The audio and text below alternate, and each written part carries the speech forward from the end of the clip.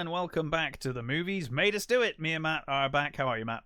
I am pretty good, sir. How are you? I am very well indeed. Thoroughly enjoyed. I think I can't remember if we said on the show or not, but we were thinking about doing a western. Yep, and I believe we did say we did we? Yeah, that's how bad my memory is. And we settled on Tombstone. We did. When did you? How did you cinema Tombstone in the 90s? I did indeed. Excellent. I did not, but loved it when I saw it. I was saying before we started, I think I can only think of Unforgiven next to this as being my favorite 90s western. Yeah. You know, it's that good to me. I think it's wonderful. There Especially when you know about everything that happened behind the scenes. The fact that this movie turned out as well as it did is unbelievable. Yeah, it's one of those movies that could quite easily have just disappeared and fell apart and never. Yeah, like it just never got made fully in the end. Yeah, never got past editing. Is on the cutting room floor somewhere in a studio. Yeah, and I think most of that does depending on who you ask and who you listen to, most of it does seem to depend on Russell. Yeah, I think most consensus is that it was kind of between the main actors. They all started kind of working on it, but that Russell was the one that ultimately shaped most of the movie. But whoever it was... Yeah, well, I mean, initially it was supposed to be directed by Jar, wasn't it? It was... What's it? Oh, blimey. What's it? I got completely forgot his first name now, but he was originally supposed to direct because he wrote the script. Yeah. Kevin Jar. So he was supposed to do it, and then apparently within a couple of months he got overwhelmed, and he was missing dates, deadlines, and things like that. So they brought in George Cosmatos, who had worked with him before, and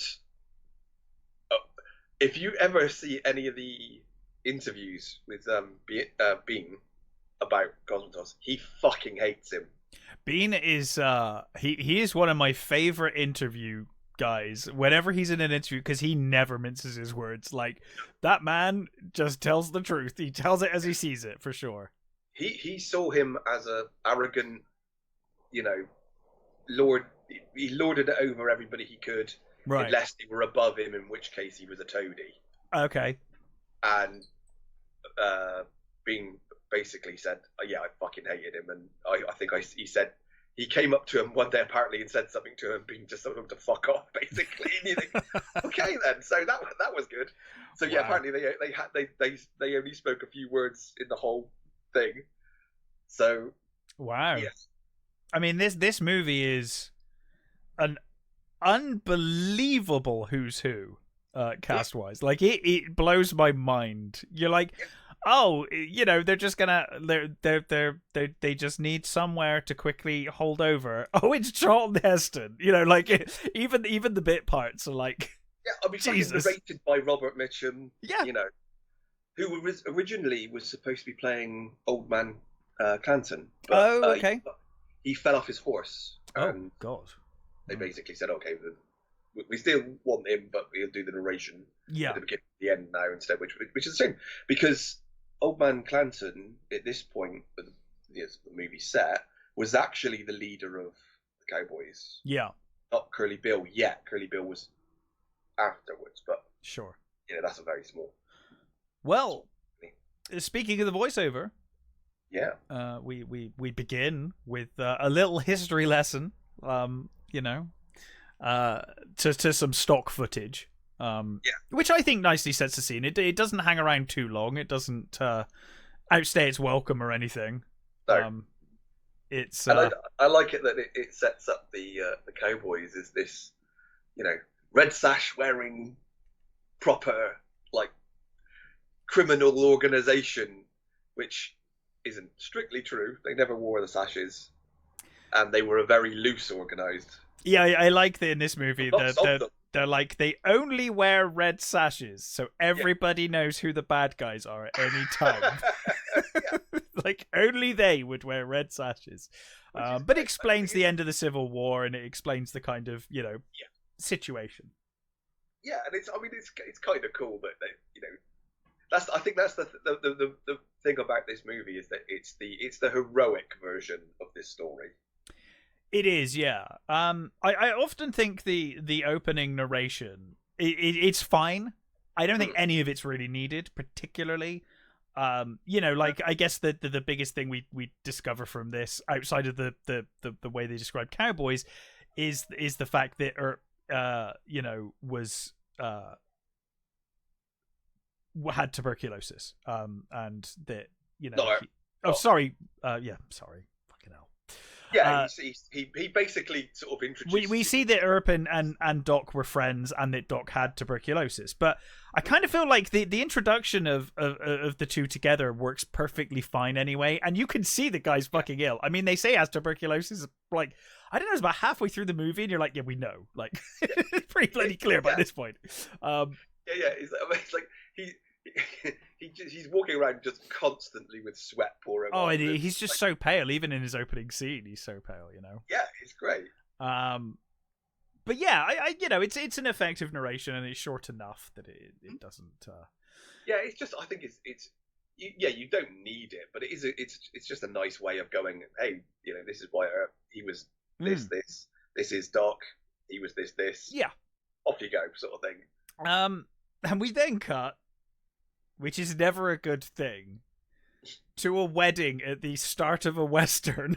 Like, yeah, I don't know. I don't fancy their chances. They're having a great time. They've just been married. I think worse than that, it's not just a wedding; it's a Mexican wedding. Yeah.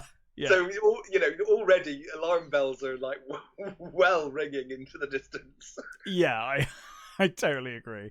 But I think it does it does a great job of setting everybody in terms of our villains. Yeah. I think we know pretty much what they're all about by the end. You get that like really cool sort of Curly Bill, you killed cowboys thing. Well, you got him you got the initial shot of him like walking towards you but you go from his boots up to his like up to his shotgun, right? Because they're like readying the guns and stuff. Yeah, and he's got those cards. Yes. Stuff, and it's like wow, they're really these guys are decked out. Yeah. But they're going to a wedding, wearing their finest. Yeah. And this is one I love Powers Booth. Yes. But there's always something about Powers Booth, even when he's not playing a bad guy, which seems to be quite rare. I was going to say it's not often, but yes. He's always had that sort of menace about him. He always looks like he could just knife you at any moment. Yeah, definitely. Whenever he plays, he's one of those actors that when he plays a good guy, you're still waiting for him to knife the other guy in the back. Drop. It's like, yeah. I mean, one of my favorite of his roles is it from Deadwood. Yeah, that's a show I need to watch. So terrifying in that. There are moments in that series where he is so fucking unhinged, and him and is it not Jewel? What's her name? I can't remember what her bloody name is now. But where he's talking to sort of his main girl, and it's like, wow, this dude is fucking nuts. Yeah. And you believe it because Powers Booth, even when he's like, especially when he smiles, he's just got a smile that just it's like a crocodile waiting to eat you. Yeah. And he's so good in his. Well, he tells the groom that you killed some cowboys. He introduces himself. He says, I'm Curly Bill. I think he says something like I'm known as the founder of the feast or something like that, doesn't he? Yeah. And he tells the groom to kneel, and he refuses. So he tells his guys to make him kneel, and they shoot him in the leg. Probably in the knee. And they kind of proceed to slaughter pretty much everyone there. The priest starts saying something, I think in Latin, I'm assuming, because they all know Mexican, right? So I'm guessing it wasn't Mexican, but No, it's no, because he does speak in Mexican. Oh, he's speaking in Mexican, is he? Yeah, because I think initially, because there's the Mexican guy translating for Curly Bill because he doesn't. Oh, of course, yeah. And then the translator's so bad. He's really really bad, and that's when you also get the introduction of Michael Biehn as Johnny Ringo. Yeah, who's like your Mexican is so bad. Like he says he's how ignorant he is, and I think then he says about his Latin is as bad as his Mexican or something. That's right. Yeah, and there's when they're after they've they've killed the guy, the groom, and his men have taken off the bride into the church. Yeah, I'm never sure whether they just shot her though, because there's quite a few gunshots after that, and I'm like, I don't know. Yeah, I'm not sure. Either way, it's not good. But they probably did afterwards. Yeah, I can imagine she's delighted it. But basically, the priest. The priest makes the mistake of returning. Yes. Yeah, he says something and the Johnny Ringo shoots him in the head. Yeah. And it's the way he does it. It's the speed and the casual nature in which he does it, and doesn't even think about it. He leans back on the post afterwards like nothing happened. That's the cool thing about it. He's leaning against the post, and he's completely just sort of. It looks like he's just minding his own business, just sat there, stood there, casually watching things go on, and then quickly, chunk, thump, bang, dead, and even Curly Bill sort of. Looks, he's like, Jesus Christ. For a moment, he's shocked, and then he kind of recovers and he's like, kind of laughs it off. But you can tell for a minute, he's like, whoa. Yeah. And considering, the crux of this movie is Wyatt having killed someone and trying to come to terms with killing someone and just being like, I can't do that anymore. We're contrasting that with this incredible performance by Michael Biehn of a character that is just a stone cold killer. Yeah, and Curly Bill says, what was it he was trying to say? And the Mexican guy, I don't remember what the actual Mexican guy's name is, but he says something along the lines about the pale horse of death and stuff. Yeah. Well, he says somebody riding in to have revenge on us, and that's when Ringo says, "Oh, you're basically your language is fucking terrible." What he said was a quote from the Bible, and it was about a pale horse and he that sat on them is death. And then you get that, okay, this is that, fair enough, right? And one of the things they do set up within that little group as well is you've got Michael Rooker's Sherman McMasters, who's with them at that point, the Cowboys, and when the bride is taken off, he does give that look, doesn't he? Yeah, he turns to face the camera, and you can see that he is not happy with any of this. No. So they sort of established quite early that his character is unhappy with the way things are going. Yeah, I think this film does a great job in all of its introductions. I think characters' motivations almost immediately, and we get that here as we cut to Tombstone, the location of this film, the primary location of this film. Yeah. As Wyatt Earp, gets off of a train. He steps off of a train and he's immediately met by, I think, the mayor and a bunch of people who are like, can I ask you, they immediately recognize who he is and they're like, oh, and he's like, no, like, no, I'm not interested. And they kind of try to play to him by saying like, oh, could you live with a guilty conscience? He's like, I've already got a guilty conscience. I might as well have some money as well, Yeah, because he says he's basically going to be a prospector or he's like here to earn a keep and make his money and make his fortune. He's retired. He's done his duty and he is done. And the mayor says about them, but you can't just it's not just all about the money though, is it? It's like that's and that's he says I already got the guilty conscience thing. It's a really cool line. I love it. Yeah. And then you get this sort of they really establish him as a sort of the hero type because he's stoic, he has the thing, and then there's the guy beating his horse, trying to get him off the train. And he beats the guy, and he beats him because it hurts, don't it? And he basically tells him to fuck off and do one. And he gives the horse, doesn't he? And then we're introduced to Sam Elliott and Bill Paxton, Virgil and Morgan, Wyatt's brothers, and their wives. And it really is a sort of like, oh look, it's like the perfect cowboy trio. It's Oh God, yeah. Like for the time, yeah, of people who are alive outside of Clint Eastwood, you've got a great group here, and obviously we'll get to Val shortly.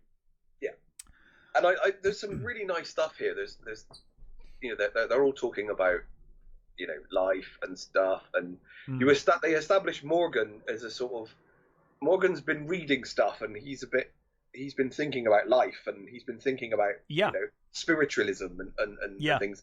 And I like that you got sort of Virgil, Sam Elliott's character is this sort of, he's obviously a bit more, he's the oldest, and he's a bit like, it's like a little sort of, he finds it funny that Morgan's reading about death and and whether there's a heaven and whether Morgan's convinced that you see a bright light when you that initial carries you off to sort of heaven. And I like, was it why it says something about what happens if it's hell, then is there a signpost to hell? and it's like, and Morgan's like, take the piss if you want, sort of thing, but this is serious stuff. And then of course it is, and I like that. There's again, they set up the sort of the relationship with them, and I think there's a line about their mother always Morgan was the favourite, and Virgil says, yeah, but she always doubted on the frowner, which I like, which is a line I like. I would say at this point, I think is probably as good a time as any to say that the cinematography in this is superb. Oh yeah. The shot of the family portrait in the reflection of the window here. Yeah, I love that shot. The wives come in, and as they're walking, they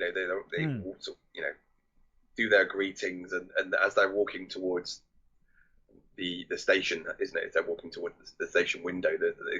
And I think it's Morgan says, "Hang on a minute, let's have a look. Let's look at that." And they all sort of, there's that moment where they just there's like, wow, you think the Earth boys like their blondes, don't they? Yes, well, for now. For now, yeah. Even one of the wives says we could all be sisters. We could be sisters, yeah. So we then cut to Doc, who is doing that coin thing that I tried so much to do as a kid. I don't really have the dexterity to pull it. I can kind of do it, but not Yeah, I got relatively fast at it. Yeah, but right hand, left hand, forget it. Yeah. Just. And like I said, I think you can almost immediately see he's very pale. He's clearly drunk. I mean, he's drinking all the time. But he can still play cards pretty well, or at least cheated cards pretty well. Yeah. And this is one of those sort of things that is it's one of those things in this period, is that gambler is an actual profession. Yeah. Well, I mean, it is today, I guess, technically, but yeah, you can be if you're that good. Yeah. Yeah, but I mean, it's not like. I mean, it's a ludicrous sum of money, though, isn't it? And they're like $200 on the table or something, and it's like, Jesus, that's a lot of money for the Old West, There's something. I think I read somewhere that when Doc came into Tombstone, he was carrying 40 grand on him. Jesus. Whether that's true or not, I don't know. But that's supposed. It's like, wow. So he was certainly good at it. He was. Yeah. Well, I mean, they kind of establish him as a complete badass on the gun. He kind of does the quick draw as the guy claims he was cheating and goes to kind of lunge for him. But yeah, as he leaves with his girl, he says to her, like, I'm pretty sure this town is dry now. I think we've just bankrupted the town. Like that's it. There's no more money here. Again, you get these wonderful little setups. So you've got, it shows everything you need to know about Doc, which you've been told about. Fast. He's all that, and I love that. You also basically get a brilliant setup for Kate. Yeah, she's fantastic. She sits on his lap, and he says. He's like, oh my, you're not wearing a bustle. How scandalous! Sort of and then of course he finds out why. Yeah, it's like, it's cool. Of course she's not wearing a bustle. They're planning on a getaway. You can't really do that very well with with a bustle. So Yeah. you know, she knows this is it. They've she's gone out. She's got the horses ready. She knows this is the end now. And Frank Stallone's character is like basically calling him a cheat, and he says, if you didn't have those guns, and he does that sort of, puts them on the table. Yeah, and he says, it sets up the sarcasm of Doc as well, and it's like, I'd be heartbroken if we couldn't be friends. Yeah, and he puts the guns down. He flips them over and puts them handle towards, I forget what Frank Stallone's character's called, Ed. I forget. Puts them down and towards him, and of course he goes to pull and he's ready for him and just knifes him. And I love they quick. Kate's already scooping up all the cash while they're going around. Yeah, and it's a sort of okay, time to go. Yeah. And they do take the wads of cash on the way out as well. Doc kind of spots some more on the way out and kind of grabs it as he leaves, and obviously they kiss on the horse and ride off. Meanwhile, we get those great. Do you know how many times, like every fucking cowboy movie, Wild West movie ever, we get those big open plains at sunset shots of people riding horses or a wagon. I'm never sick of it. It always looks amazing. It's such a beautiful shot as they're coming into Tombstone. That's the thing of whether you love westerns or not. I think that's one of those. Totally. It's a case of it's in every western. It's got to be. It's the law. If you're never tired of it, then you're a western. I agree. If you're tired of it, then you're not a fan of westerns. I totally agree with that. Because this movie is like western cliche. Yeah. All over it. But it is, but it does it well. It does it very well. I don't think it's ever doing it. It's never tiresome. It's never doing it with this tongue in cheek, and it's never trying to sort of like hoodwink wink at you or anything like that. And sorry, going back to Kate and the bustle thing. Yeah. So the lack of bustle is usually a sign that you're a prostitute. Yeah. It was seen as lewd to not have a bustle because the whole bustle was a practical thing to do with lifting the skirt and so that it wouldn't get dirty or because of the heavy fabric, but it was also to hide in the way the bottom and the curves, as it were, which I've always found funny because it says and it hides the bum, and it's also like but it also shows it off, like you got this, it accentuates it. It's funny, but anybody who was not wearing a woman who was not wearing a muscle was there for one reason, because wearing you can't really lie down and service someone with a bustle on. Mm-hmm. Yeah. So the Wyatt family, they make it to Tombstone. They meet the sheriff, who I think also it almost immediately tries to recruit. And he's just like, no, not because I like it gets to the point where people are like, Wyatt, and he's like, not a chance in hell.Moving on.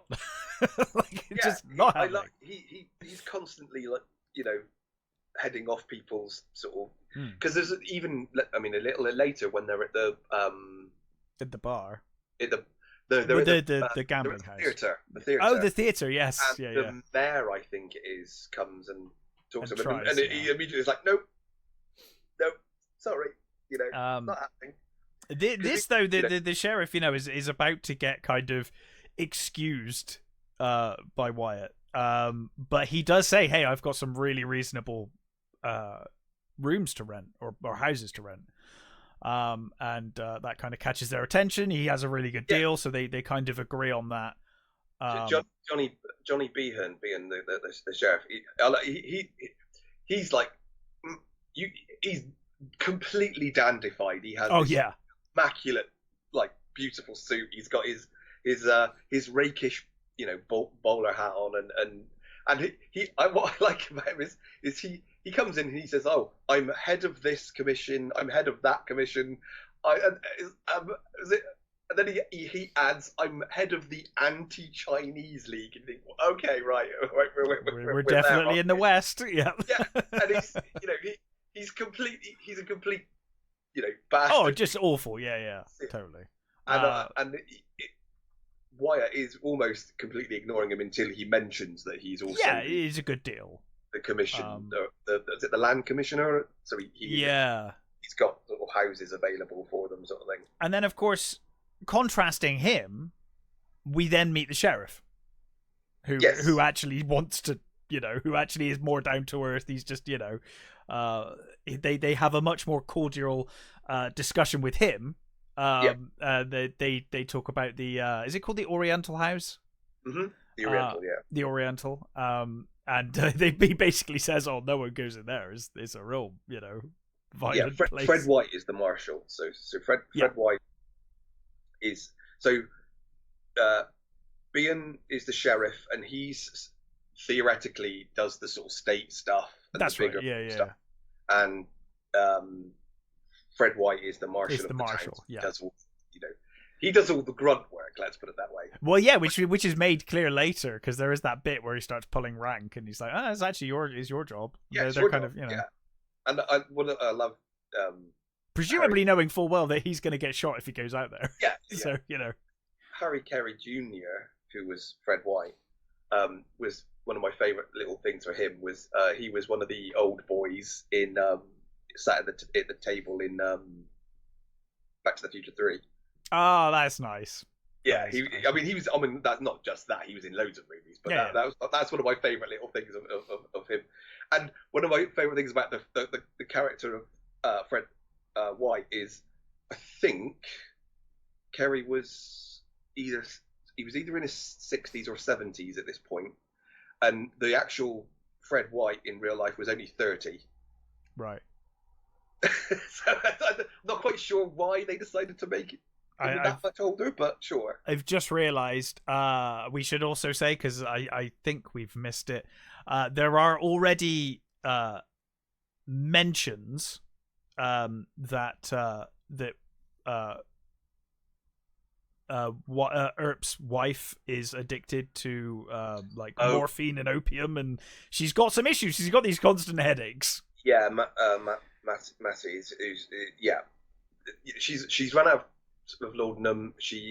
Laudanum, that's it. Yeah, it's effectively when morphine, isn't it? When the initial meetup, she sort of comes in. And she's, "Oh, I went to the thing. They don't have any," and and she and one of the other wives is like, "I got some in my bag," Yeah, and I like it. She says, "Careful, it's full of hop." I love that. It's a great little line. Yeah. And it's like, "Oh, I can typical addict. It's fine. I just take a little now and then." Yeah, I'm in control. Just with my headache, it's like, yeah, all right. So, upon hearing that the Oriental is a violent shithole, Earp immediately walks straight in, and the other brothers are like, "Yeah." Actually, do we get the Texas Jack and Turkey Creek as well? I think at this point, don't we? Is that where there's like they hear gunfire and they look over and there's somebody getting shot coming out of the bar? Oh yeah, I think maybe. Yeah, and they're talking about, they established these two guys, and they're like, "Oh my, because it's a nice town you have here," he says to Bo. And it's like, they know these two guys. They're like, "Hey, it's Texas Jack and I'm pretty sure it's Texas Jack and Turkey, whatever it is." I love these guys' names. Some of the outlaw names are great. Yeah.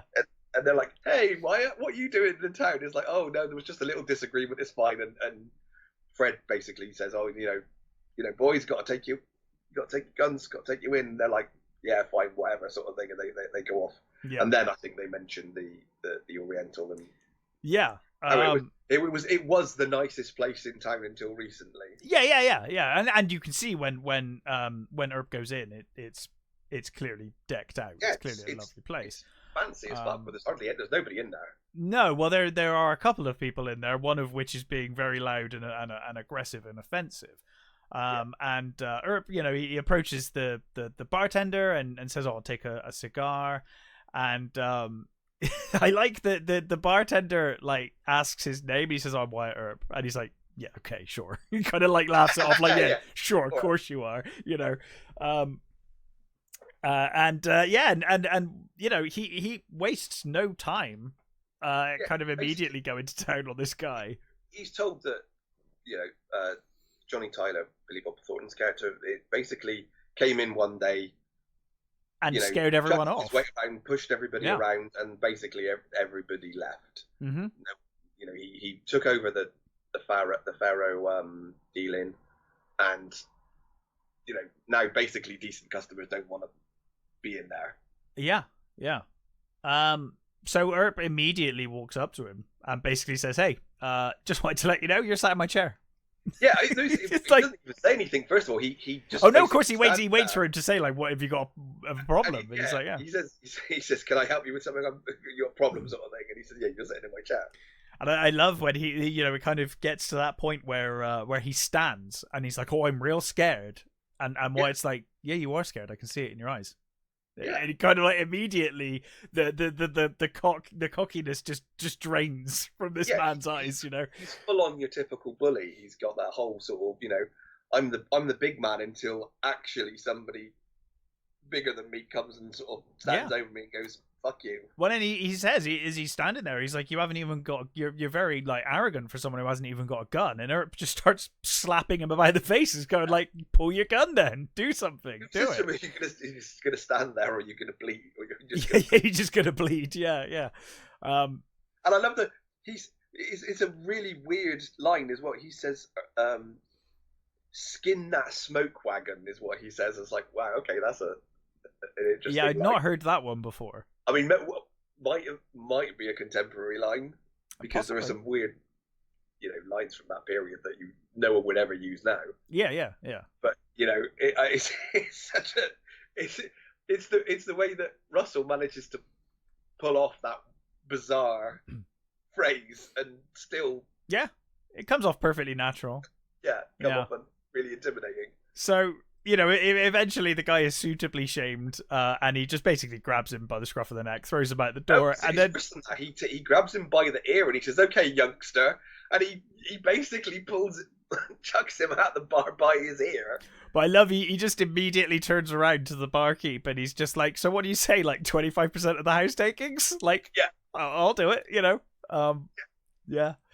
And then of course, you know, meanwhile you've got Virgil and Morgan just walking down, and he's like, "Why is it?" Like, Earp just comes up to him. He's like, "Well, I got us a job. Like, we're sorted." You know. And in real life, at this point,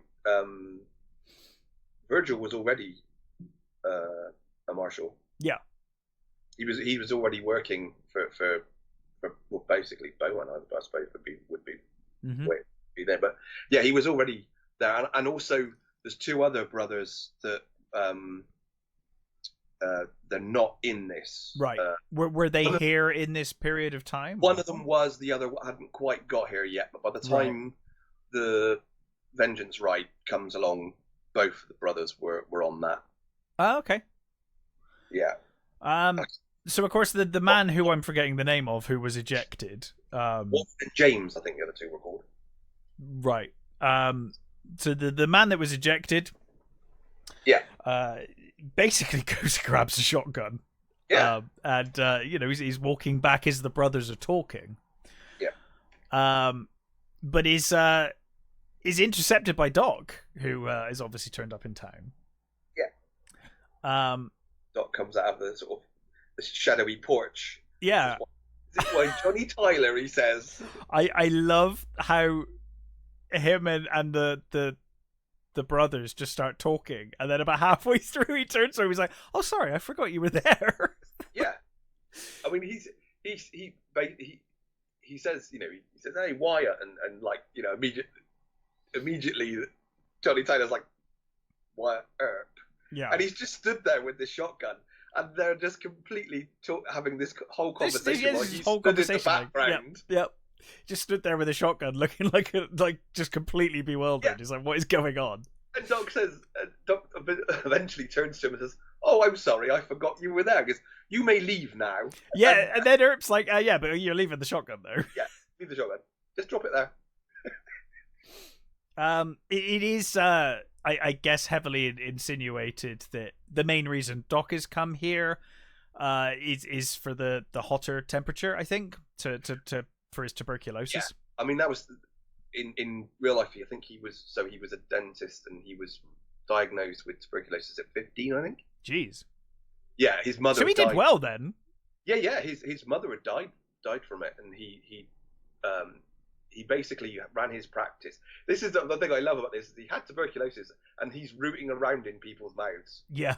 He was so he had a dental practice for a number of years, and then eventually the coughing got too much, and he couldn't do it anymore, and he was told go, to the southwest to hotter climates. Basically, yeah, to help with the thing, and it does seem to have helped a little, at least.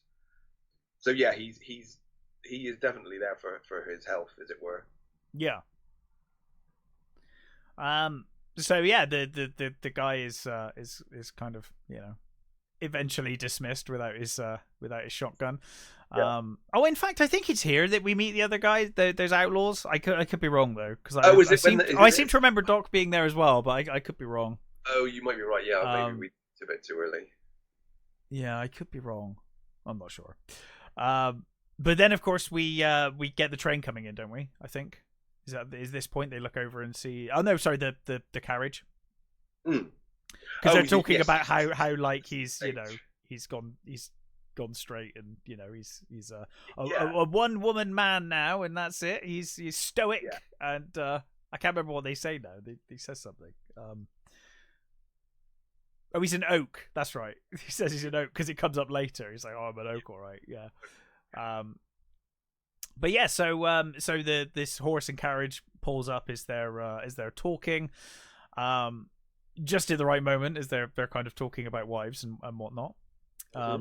And of course Billy Zane comes out. And another, I guess he was not massive at this point in his career, but an up and coming star for sure. Yeah, he's been a number of things at this point. He's pretty well known. He was, and it was long enough before Titanic and whatnot that he could be a non-villain. Yeah, when did Phantom? I want to say 90. I want to say 96, but that feels too late. 95, 94, somewhere around there. I reckon it might have been maybe the movie after this or something.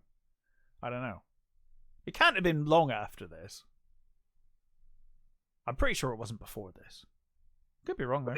96. Was it that late? It was late. Bloody hell. Yeah. That movie feels like it was like a decade late. Yeah. Like it just really does.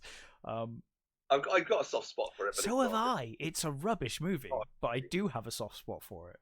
I love. It's the period. The Shadow's way better, and even that's got its flaws. I think it's the period that I love with those movies. It's like The Rocketeer. I mean, The Rocketeer is a great movie, 30s and 40s adventure stuff is totally. Yeah, and it's I don't know, for some reason I find it more believable, the kind of idea that someone would dress like a phantom and scare people back then, as opposed to now. You're like, no. Maybe. But yes, so I think then we cut to the theater, don't we?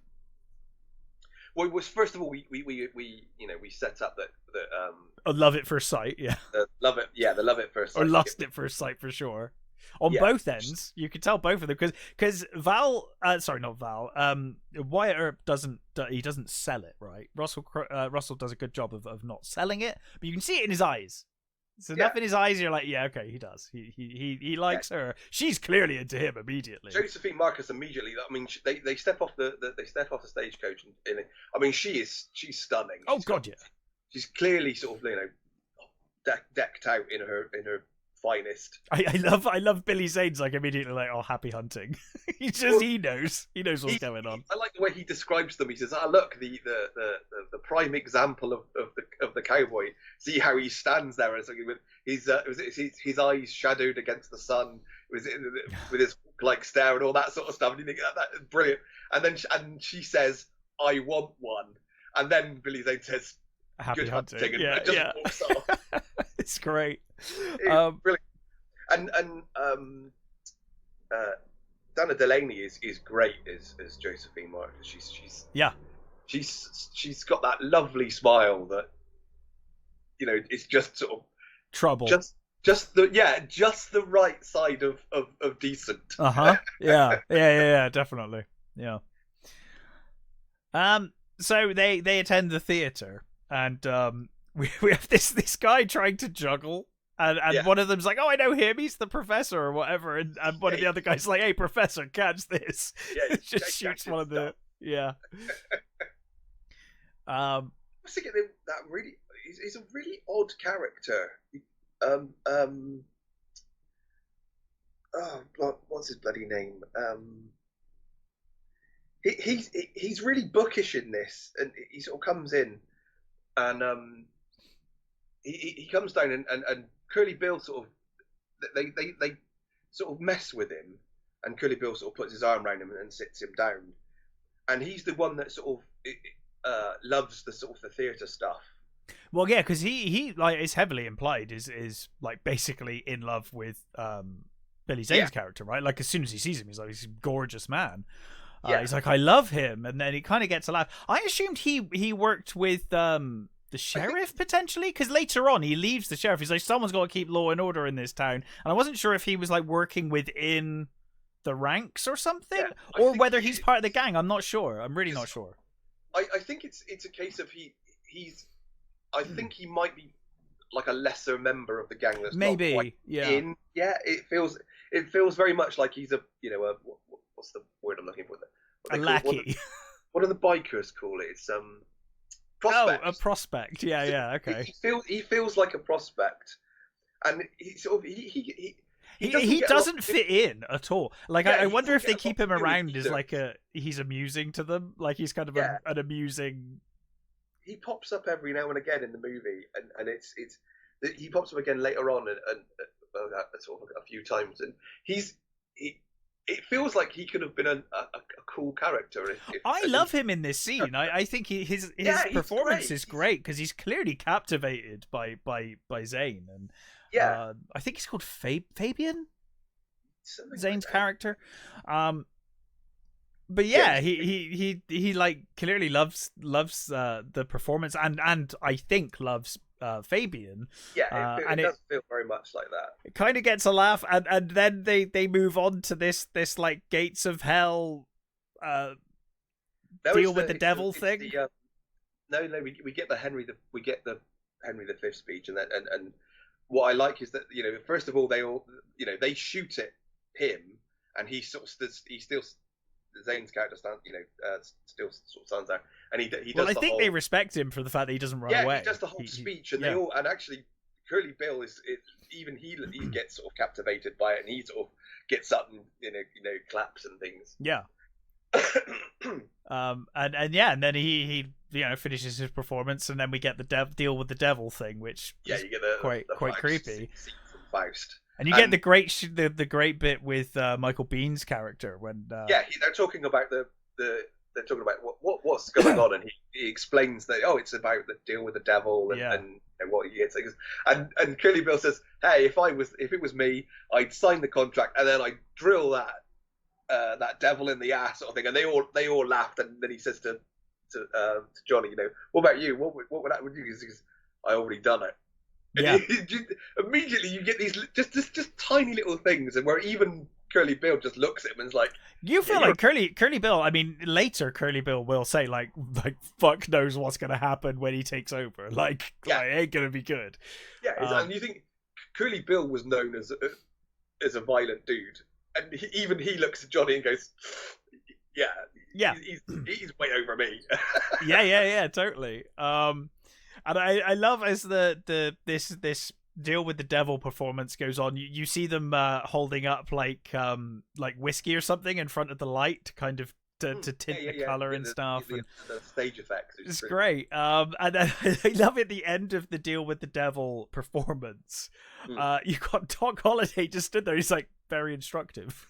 Yes. Yeah. Whatever. Yeah, it's Kilmer is so fucking good. I mean, this might be his best performance. Like honestly, Doc Holliday is such a good performance. And the coolest thing about it as well is that sort of character and the way he plays it after this movie basically became the template for the gambler Southern gentleman character. Yeah. Like almost everybody afterwards basically has based their performance in some way on Kilmer's performance as Doc, and it's wonderful, really really cool, and I love the way he's, you know, it's that sort of the way he's just sort of sat there, like, you know, deathly pale and sweating, with just sipping his drink, you know, and just doesn't let any of it kind of seemingly bother him, you know.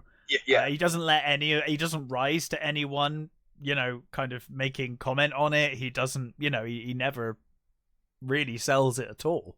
Yeah. Obviously he coughs when he needs to cough and whatnot, but and you get the bowing and the unmasking now. Well, so they're looking at the program, aren't they? And they're trying to see who's playing the devil. Yeah. And it's clearly not mentioned. It's not written on the program who's playing the devil. So they're all like, "Hey, who is that?" And of course, then she unmasks, and he doesn't he say like "God damn" or something like that? His face drops, and he looks down, and you get that you know. I think the wife may suspect. He looks over at him, and yeah. You get the first sort of, oh, right, okay, he's seen her. Mm-hmm.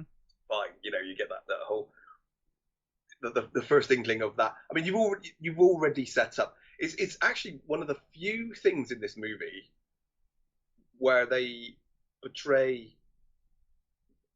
Wyatt as a little bit bad. Yeah, they do. They portray him as like he's trying not to.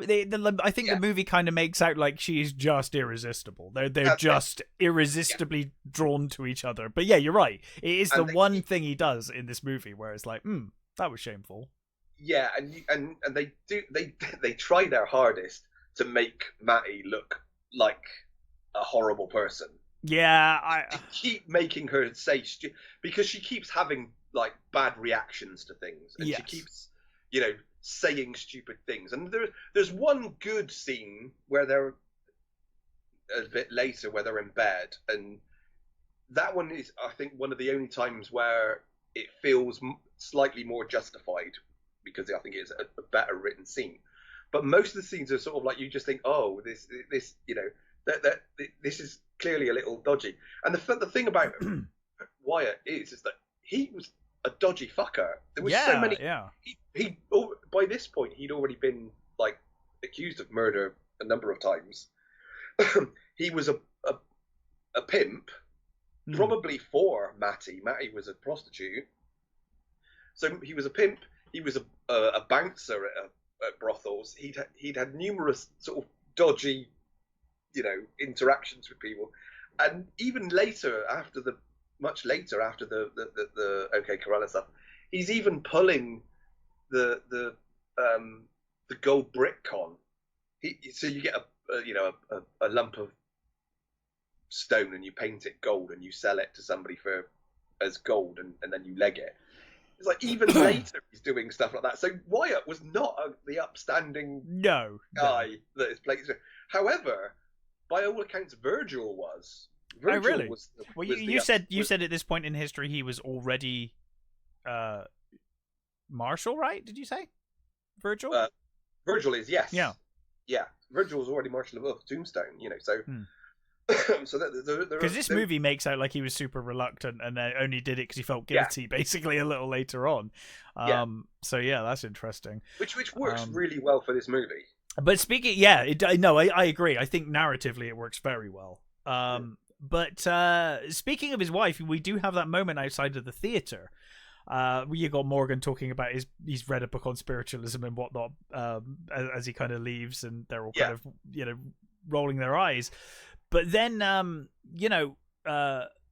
Wyatt's wife, you know, she's like talking and she grabs the bottle, and he's like, "Is that the bottle that, you know, she gave you earlier?" And she's like, "Yeah." And he's like, "Maybe you should see a doctor, you know, like." If it's serious, you should see a doctor. And like you said earlier, again, like all addicts, I know what I'm doing. It's fine. I don't need a doctor. I know what I'm doing. And you know, she just proclaims everything's fine, and you can see that she's already annoyed, Mm-hmm. possibly by the look he gave, Yeah. and almost certainly about bringing up the addiction, which you get the impression they've clashed on this quite a few times. Yeah. So she heads off home with another headache, yet another headache. Yeah. And the Earps go for a night out on the town. Virgil, I think. Virgil leaves, doesn't he? Yeah. His wife takes him on, and Morgan, I think, comes with. Yeah, Morgan goes with Wyatt to work because Wyatt's got to work. Yeah, and he does. I mean, they sort of they kind of give these little things where Wyatt does say to his wife, "Hey, why don't you just come and watch me work?" sort of thing. You know, it's so they sort of he does give out these sort of little like nuggets to her, and then she sort of she brushes them off. So they do set it up, but it does feel a little. Yeah, so they head off to kind of work. Most of their work seems to be drinking in the place, but I guess they're there if there's any trouble. I mean, Wyatt's basically employed as a faro dealer. Yeah. Which I think in real life he had stake in the. Oh, okay. So he I don't think he wasn't dealer, but he did have sort of stakes in the company, in the gambling and stuff. Yeah. Oh. And of course, she ultimately ends up turning up to the bar. And you get this wonderful interaction where she is clearly interested in him, and she curtsies, and he just kind of ignores her and turns away. It's really nice because they're talking about him and Doc are talking about. Well, that's the thing. He's got a safe face, hasn't he? He's like, oh yeah, fuck. He's talking about the actress and things, and Doc says, yeah, right. If she was to walk in right now, it would be different. And he says, oh, if she walked in right now, I'd just ignore her. And did Doc see her walking in? Has he said that? Yes. I thought he did. Yeah. So she comes in that amazing silver dress, and everybody claps, and she sort of takes the ovation, and then sort of she sort of dances through the bar with a number of partners until she gets to Wyatt, who she stops in front of, and she's waiting for him to sort of do something, and he just turns around, and that's when Doc says, "My mistake is you are an oak." Yeah. And then later in the evening, Wyatt is sat at the table, and games are happening, and we get Curly Bill turn up, and he says, "Oh, Wyatt Earp, I've heard of you." Yeah, because somebody asks for an autograph. Oh, that's right. Yeah, he signs. I think it's a bill. I think a dollar bill or something that he signs. Yeah, I think it is. Accepts it and says, "Oh, I've heard of you," sort of thing. And they start talking about how there's no law here. And Wyatt says, "Hey, I'm retired.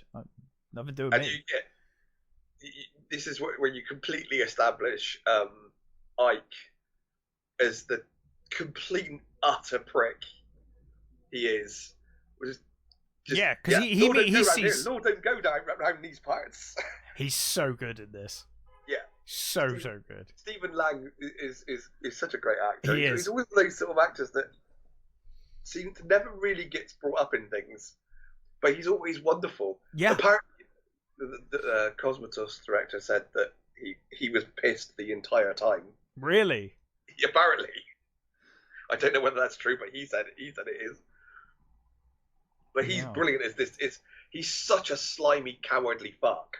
And he's sort of standing over a number of times in this movie. He has some great bits where he's just slimes his way out. Yeah.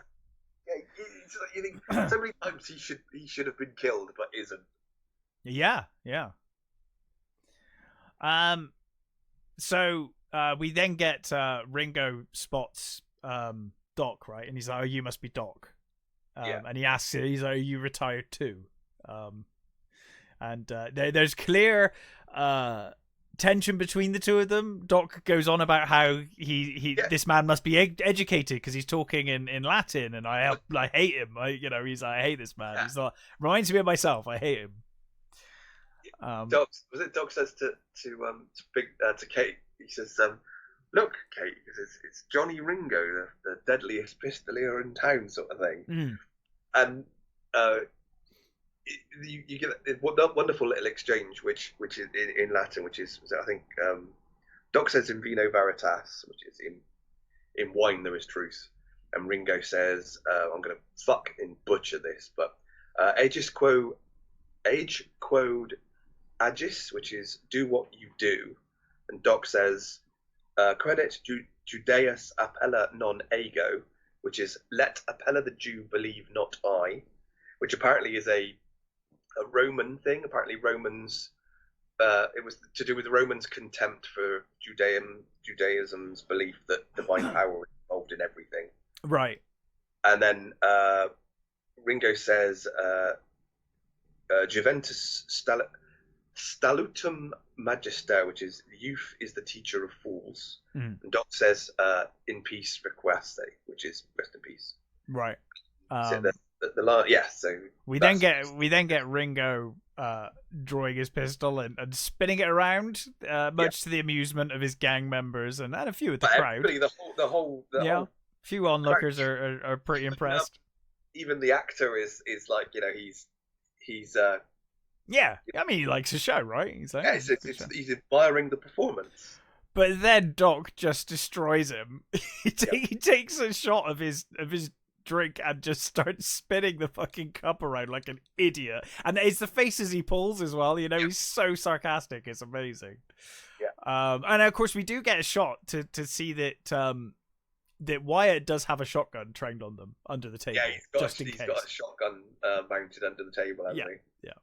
And I love it. You get that. This is one of the things that the movie does so well is the tension stuff. Oh God, yeah, really does. Tension, particularly when we get to the fight at the OK. But you get these like close-ups of the faces, and you got Curly Bill and Ringo just staring at him, and you just sort of think any moment now one of them is going to just shoot him. Yeah, I mean, if it's the first time you're watching it and you don't know any of the history, you're like, this could be a gunfight right here. I have no idea. The way it's filmed, the tension is so high. Yeah. And I think at the end they're like, okay, that was funny. You get that sort of the tension drops, and I think Curly Bill finds it funny, right? Which is like Curly Bill laughs and Ringo doesn't seem amused, but he's gonna go along with it. Yeah. And you sort of established at this point as well that Bean, the Marshall Bean, and Josephine are sort of becoming something. Yeah, although the whole time she's just asking questions about Wyatt. Yeah. She's like, "Oh, who is he? What does he do?" And she, he says, "Oh, he was a peacekeeper," and she's like, "Oh, peacekeeper, huh?" And it's like it's quite clear where her intentions lie. But yes, for now. I think in real life, I think they were a couple at this point. They were. Oh, really? Okay. Yeah, they were already an established couple. Wyatt didn't get with her until much later in real life. Right. They sort of re-met much later, and yeah, because here they leave the bar and then like he's just immediately out riding and like, oh damn it, yeah, there she is. Yeah. And this is a great scene. No, it is. I do like it. Yeah, her in her best riding outfit, and they have that. They establish that she's a risk taker. She's willing to, because they get to the end of the path, don't they? And he's like, "Oh, that's the end of the path." And she's like, "Well, maybe for you, Yeah, her horse is pale. Completely it's in season, isn't it? It's oh yeah, that's right. Yeah, the horse is in season, and yeah. And it's like, how do they know? And it's like, well, it's the smell sort of thing. And of course, he's like, maybe we should separate them. Yeah, maybe I should leave. And she's like, no, I think we should just ride it out of them. Yeah, we're gonna ride it out of them. and then that's when Wyatt says, "Yeah, I'm an oak, all right," as she gallops off. Yeah. Yeah, and like I said, we do get that great that great bit of characterization where Wyatt says, "Oh, it's the end of the path. I guess we'll have to turn around." And she's like, "Oh, it's the end of the path for you." And just dives off the hill and down they go. And it does. I mean, I was thinking that the stunt actors must have done pretty well there, because it is very steep when they go down it. I'm like, oh god, it does look like that horse is about to throw you off. Those are some well-trained riders and horses. Yeah, for sure. It looks great. It does, yeah. It's such a well-shot film. It really, really is. So yeah, they ride down the hill together, and then ultimately, I think he puts down a blanket, doesn't he? And they kind of share some time. Yeah. Clearly, they have a sort of a great conversation about what do you want from life, sort of thing, basically. Yes, and I love that while they're talking, you've got the two horses clearly getting together. yeah. Like they're like head to head, and the horses are there while they're there, and they're wearing, one horse is black, one horse is white. Wyatt's wearing a white shirt, she's wearing a black dress. It's nice. It's a nice, It's very cool. Yeah. But yeah, sorry, yeah, you were saying they were talking about what they want from life. Yeah, and she says basically that she loves the idea of just being able to go anywhere and do anything. Living on room service. Yeah, living on room service, and I think, because doesn't she say, "I'm always happy unless I'm bored"?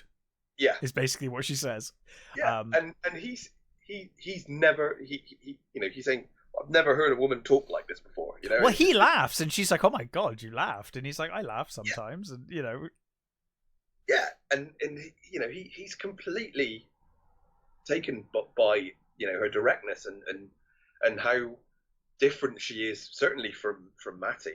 She's well, I would imagine for the time she behaves a lot like unlike most women he would have met, to be honest. Yeah. She was. Yeah, and I do think the two actors have such good chemistry as well. Yeah, it really does. It really does help, in scenes like this.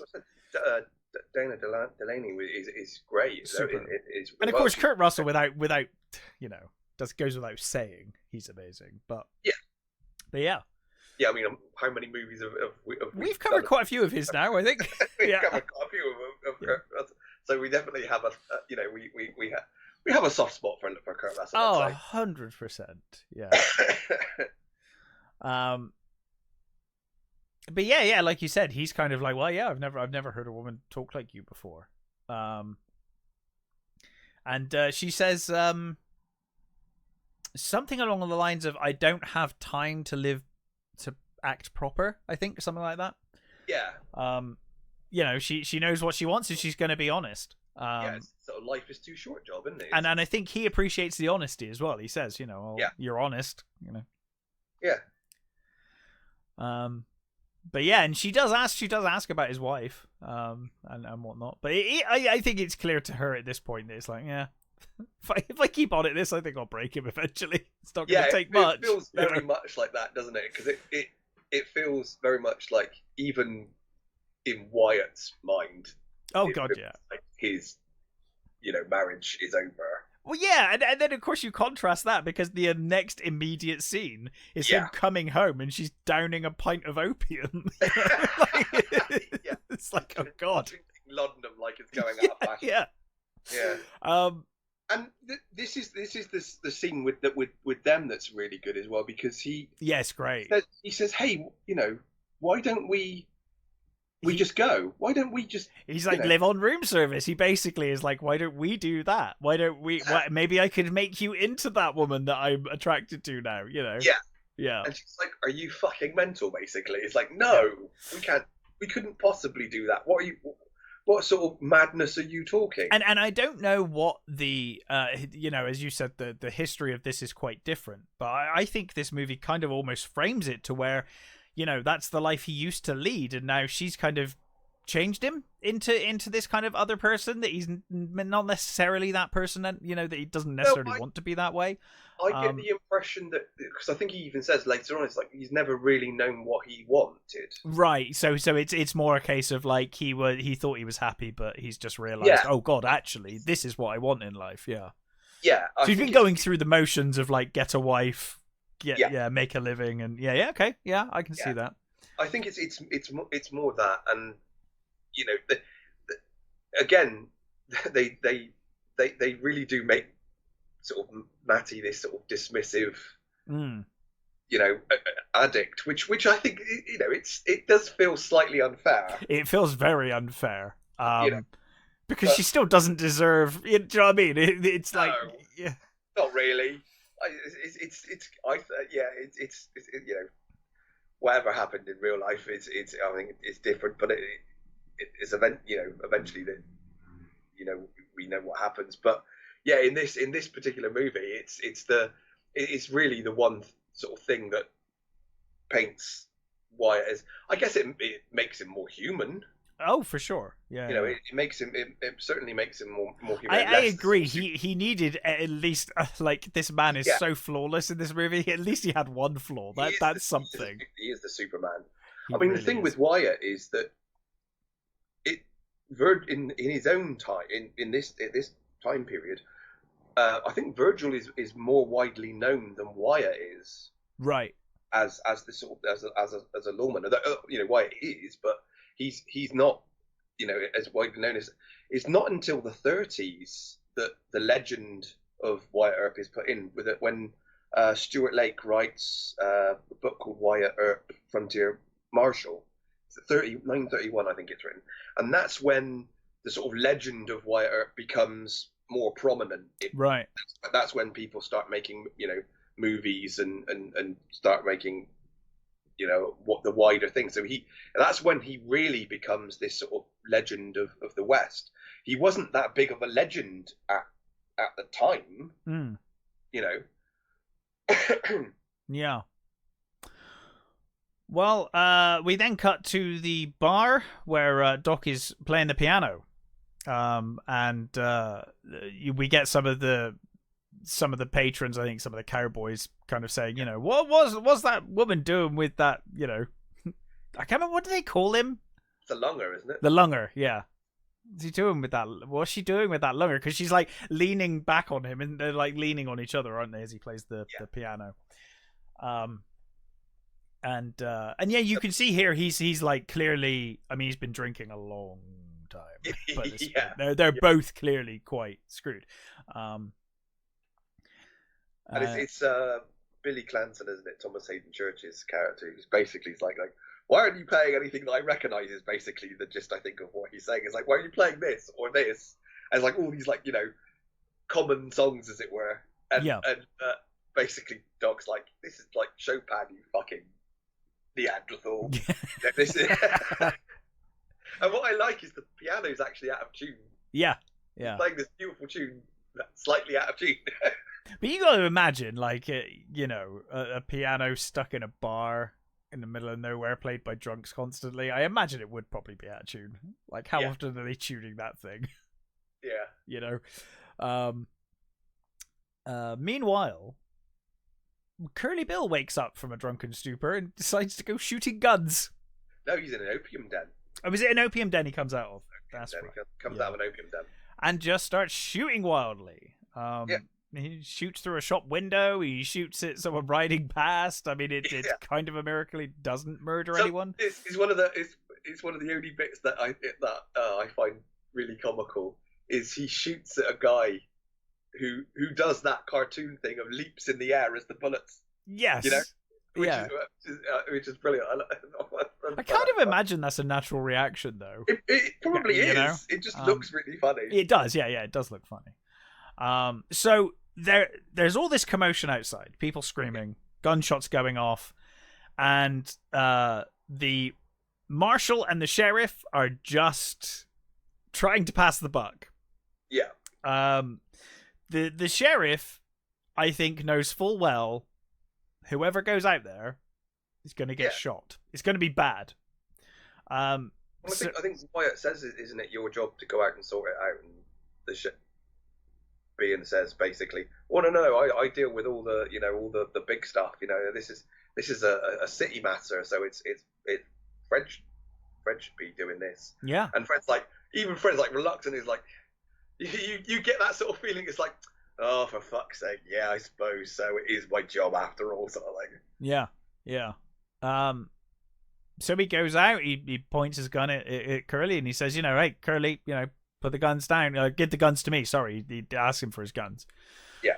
And Curly's like, yeah, sure, Dad. He's kind of like completely out of his face, and he turns the guns and he goes to hand them in.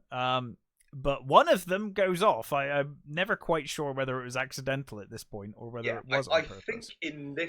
I think this it comes across like it was an accident.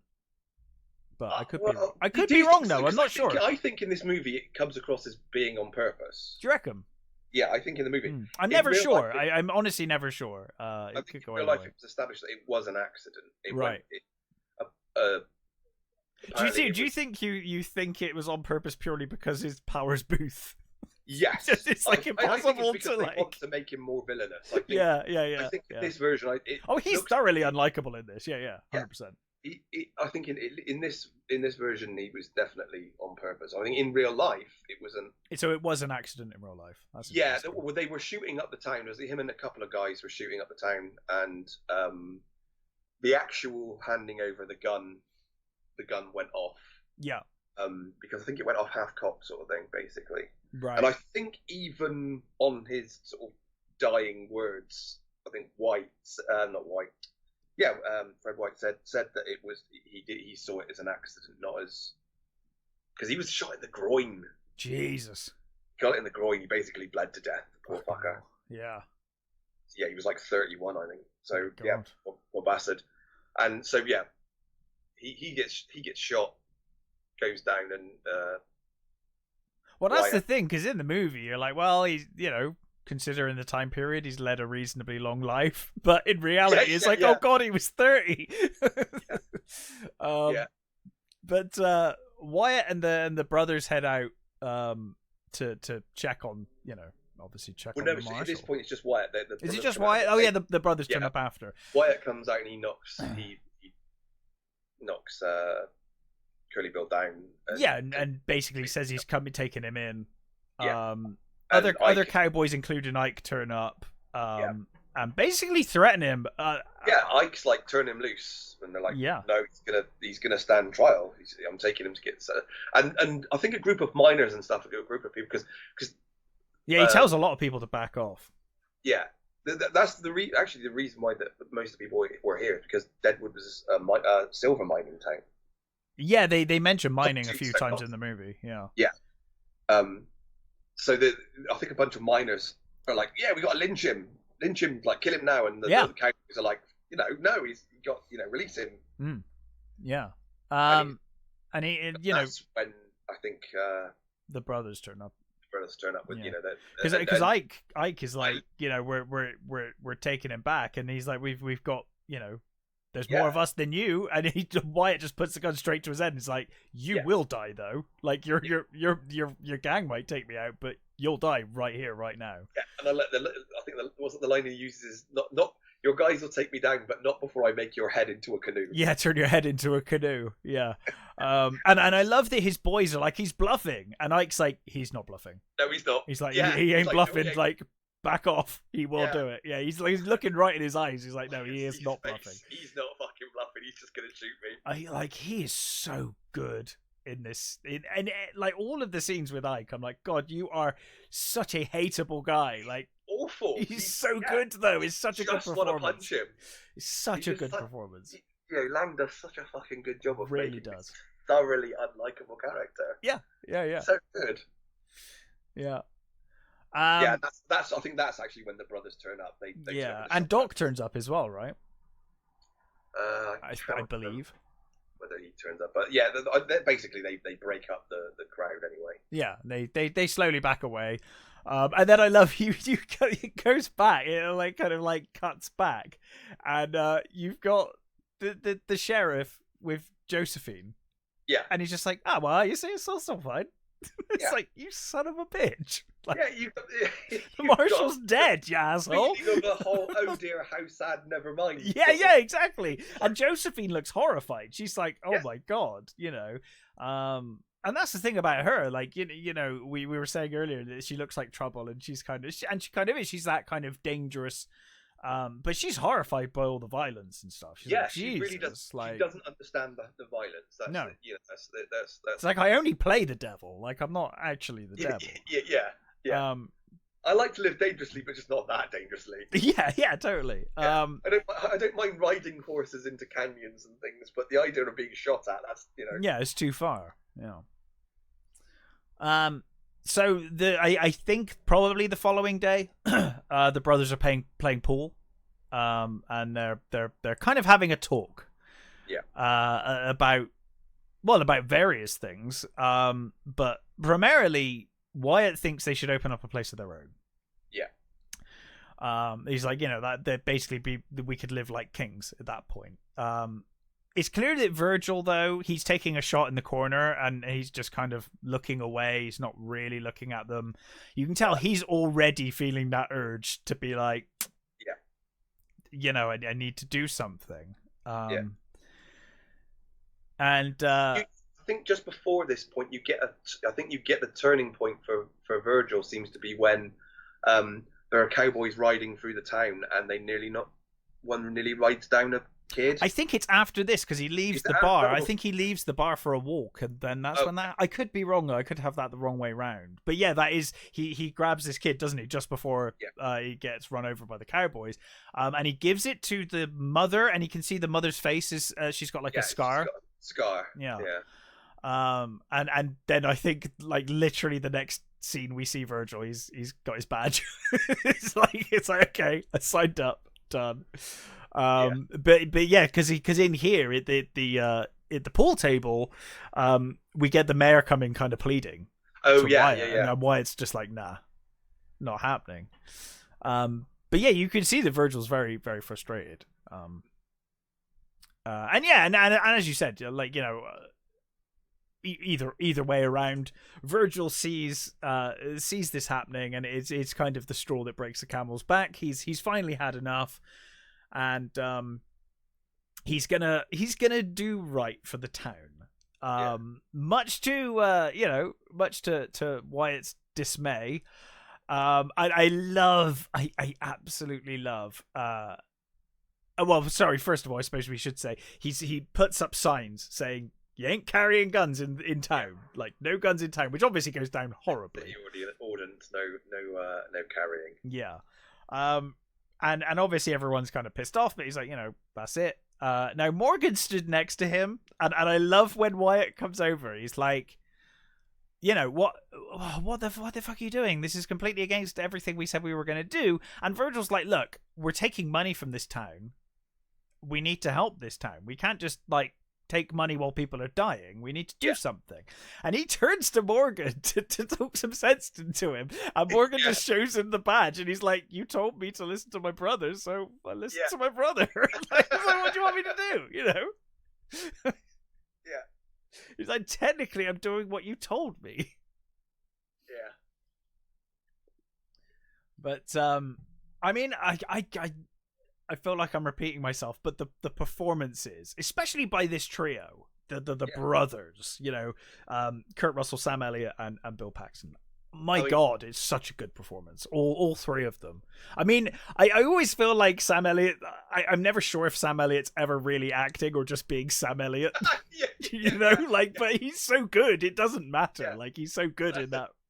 Sam Elliott does seem to be the walking embodiment of a cowboy. God, especially, yeah. I mean, maybe he's acting in something like Roadhouse, but when it's in a Western, you're like, yeah, he just. Yeah, but even in Roadhouse, he's I know. Again, he's basically a cowboy. He's basically a cowboy. Yeah. But in a Western, you feel like Sam Elliott just, I don't know, he like lives in the Old West and then somehow travels to modern day when he needs to make a film. I can't remember the name of the movie. There's a horror he did with the woman who ends up in real life being his wife. Is that the man who killed Hitler and Sasquatch and whatever else? No, it's much earlier than that. 70s. Okay. I'm not sure. It's it's not a terribly good movie. I don't remember. Sure. And it's actually weird seeing him in a horror. It's one of the few times I think in that movie where he doesn't look right. It doesn't feel like he should be there. But he's good in it. I'm not saying he's bad in it or anything. I'm just saying it's one of the only times where I think I've ever seen him feel slightly out of place. Yeah. He's been in so bloody much. Oh, he has, and he's so good in everything. I mean, I say it feels like he's not acting. I mean, he always puts in a great performance. And he's just so good in that role. Like, why would you cast him as anything else? Like, he's just that good. We also get this great scene because they take it off the street and they go to the marshal's building. They take it inside, and Kurt Russell has this wonderful speech. Like, Wyatt kind of talks to Morgan about how he took a life, and you never want to do that. You never want to see that. You never want to live that. It's such good delivery from Kurt, as always. Russell's just amazing. Sorry, I've just found it. It's called Legacy. Legacy. Okay, I'll check it out just out of curiosity more than anything else. Yeah, it's got Catherine Ross in it, who is his wife and still is his wife, I think. But yeah, sorry, that's a random aside. No, that's all right. So yeah, he has this great speech, and he hands the gun belt in, and he kind of storms off, and ends up in whatever venue he ends up in is where Josephine is singing. And she's talking about the girl who loved you so true and all of this just as he walks in and is like, oh god, yeah, okay. And I think someone comes up and says, oh, do you know the singer? And he just says like, oh yeah, nice voice, that's all I'm gonna say. No, I think he says admiring the singer. Is it Behan? I can't remember. I think it's Behan, isn't it? He says, oh, admiring the singer. He says, yeah, she's got a good voice, it's fine. Yeah. Morgan comes in and basically says, look, we've been trying to get Doc to go to bed for he's been up for 24 hours or something at this point, and he's dying of tuberculosis. He should probably be resting. But he's having none of it. So of course they're gonna head over there and try and convince Doc to go to bed. He is playing cards. I forget who he's playing cards with. It's with Ike. I mean, it is with Ike, isn't it? That's right. Yeah. And obviously, Wyatt takes a seat next to Doc. Doc has the winning hand, and Ike is like, that's the 12th fucking straight hand that you've won. No one on earth is that lucky. That is not physically possible. Well, I mean, it is possible, but the odds are quite ridiculous. Yeah. I mean, it could just be that Ike's shit at cards. It could be. But Doc is so sarcastic in this scene. It doesn't matter. Yeah. Because Doc is like, why, Ike? Whatever do you mean? And then he says, why don't we have a spelling contest? Yeah. And of course he goes to throw a punch at Doc, but I think it's Virgil kind of grabs him and they have a to-do. It's quite clear that Ike doesn't really he's not going to respect the law of Virgil, basically. Yeah. And he says, don't you ever put your hands on me, because he's a cowboy, and you don't fuck with cowboys. And of course Virgil immediately grabs him. It's like, Virgil's not going to take that. No, it's first of all, you get Doc collapsing, don't you? I think that's always around this part, yeah. Because I think Virgil's in the bar by that point, because he looks back and he's like, oh, I hope you die. No, yeah, I think so, but I think they take off. So they take off Doc because he collapses, down, and Ike goes to the bar and he's getting his guns back. Oh, that's right, yeah. He's basically saying to the bar, tender, oh yeah, because they're going to mess with us, we're going to kill them, blah blah blah. Yeah. Blah blah blah, and he's walking backwards with his guns, and Virgil comes in then. Mm-hmm. Virgil comes back in, and as he turns round, he's like, "Just tell him I'm gonna get them." Blah blah blah. And he turns around and that's right, because he doesn't. He say like, "If I see that next time I see that sheriff, he's dead. He's a dead man." And he kind of walks back into Virgil. It's like,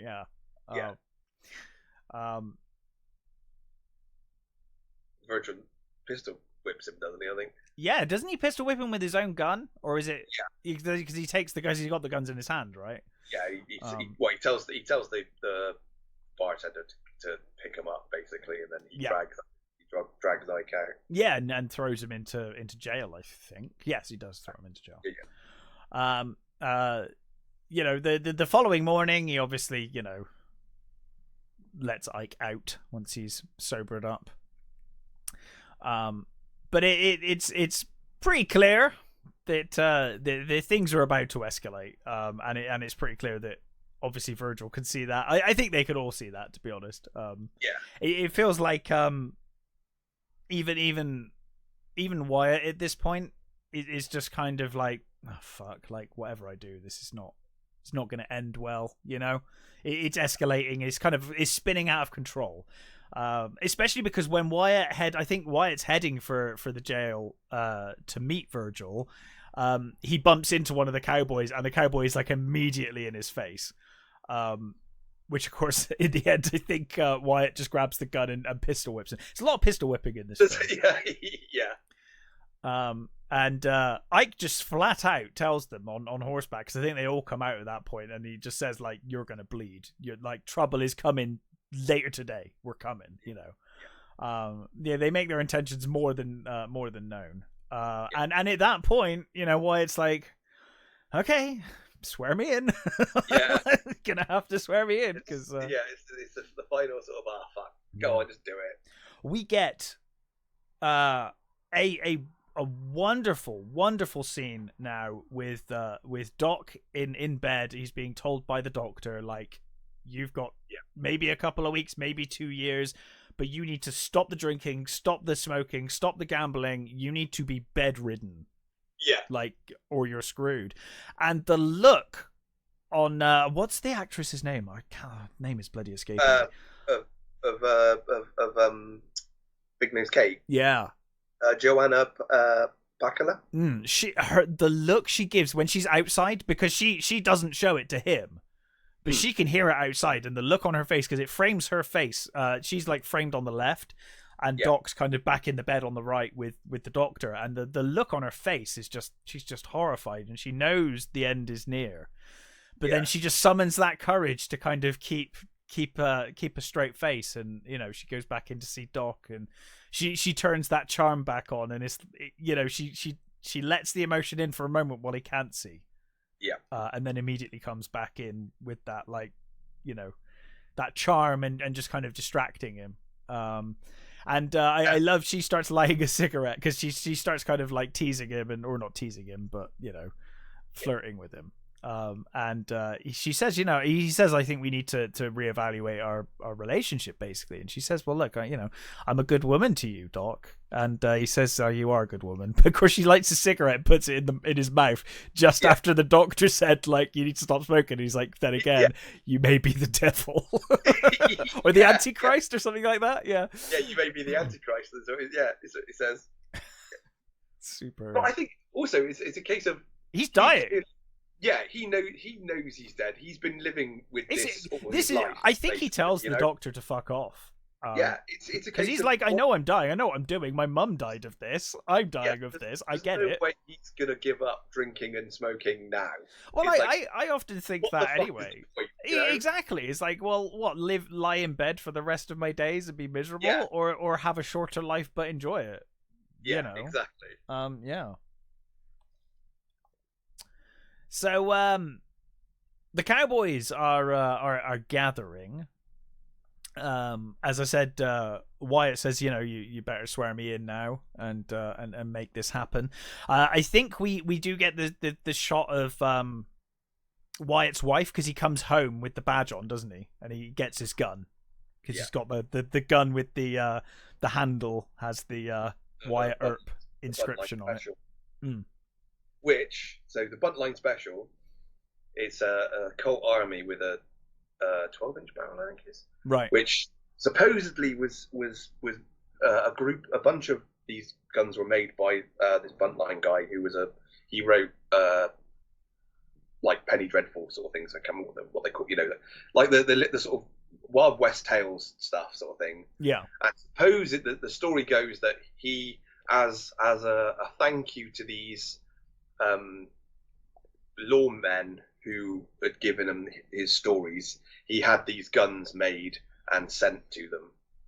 And that one was supposed to have been, that was why it was supposed to have been. I think there's no evidence that he ever had a Buntline special. It just become such a legend. Yeah. So I think he used Smith and Wesson Model 3s, I think, which is one of my favourite guns. They look cool.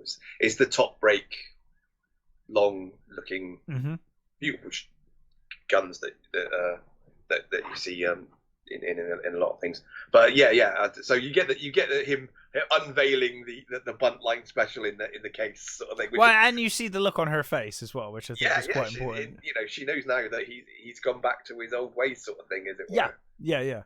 And then they moved here to escape all of that. It's not worked. Immediately we're back to square one.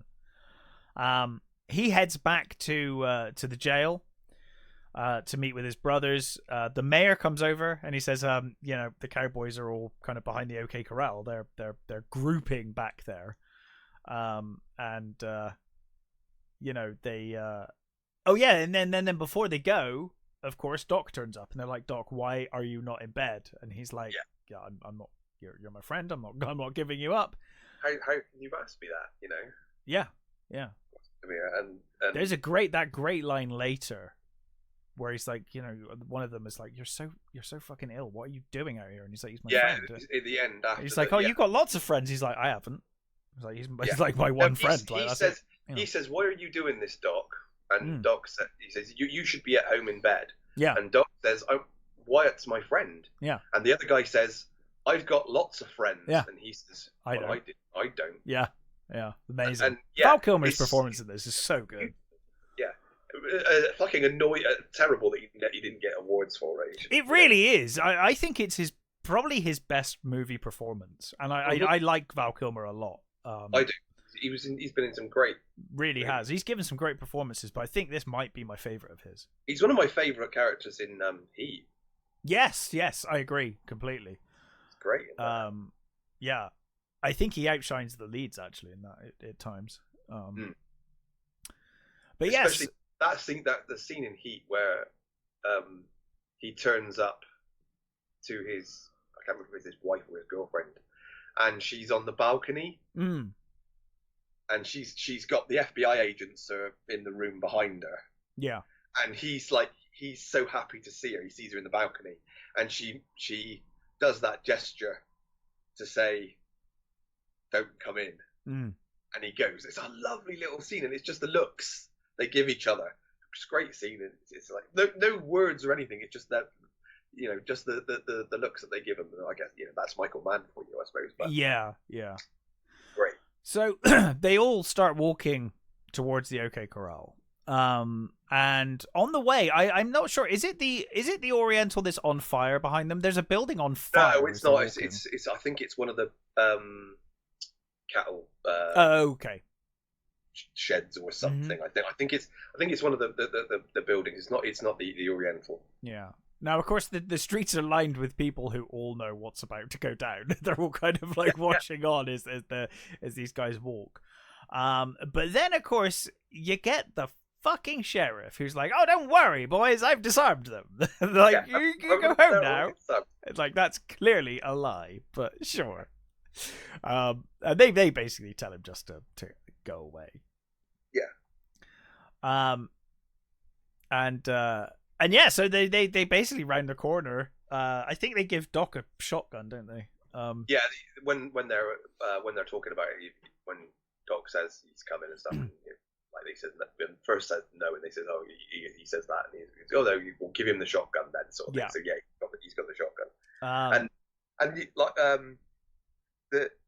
the shot that you get of them, the four of them. Oh, it's amazing, isn't it? Walking down the street, all black, all in black, all yeah, suited. Yeah, it's such an iconic shot. And you get in the very end of the movie when the credits are rolling, you get a much longer. Yes, it's basically the credit roll when you're introducing the characters, isn't it? Yeah, it's the end credits is just them walking towards you. I always like end credits awesome. with like video of the actors as they're given the names. I quite like that. Yeah. It's a nice touch. It's great. It's so fucking good, and they all look fucking amazing. Yeah, they look incredible. Yeah, they all look. They've all got their little. They're all uniform. They're all wearing like black and white stuff, but they all have their specific sort of you got Wyatt with his longer coat. You've got Doc with his coach coat. Hiding his guns and stuff, and you've got Virgil with his cane, and they look fantastic. So fucking cool. They really do, and they also look fantastic when they round the corner on these cowboys, and Virgil immediately says like, "We're disarming you. Give them over now." They're just pointing their guns. Obviously, that doesn't happen, and big gunfight ensues. They basically take them down pretty quick. I love the guy who is about to gunfight, and that's kind of how it was in real life. But I love the bit where the guy goes for his horse, and of course the horse is in the way. So so Doc shoots the shotgun into the air to make the horse move out of the way, and then shoots the guy. Ike, being the slimy fuck that he is, gets disarmed, and it immediately comes from him. He's like, I'm unarmed, let me go. He's like, yeah, get out of the fight then, get out of the fucking way. But he immediately runs into, I think, into the sheriff's. No, it's a photography. Oh, that's right, but he's in there because of Josephine, right? Yeah, so at this point, Josephine is in the photography. That's place, right. Yeah. Having her picture taken, which is supposedly a famous portrait of her, which I don't actually think in real life is her. But right. And it's there's a famous picture that's attributed to that, which apparently was done there. And Bayans goes in there as well. I think he's in there, and Ike goes in and he gets a gun, and then he starts shooting at them through the window, which didn't happen in real life. Ike basically surrendered, and he went right out of the way, so he didn't actually shoot again. But yeah, you get that. You get Virgil gets hit. Morgan also gets hit.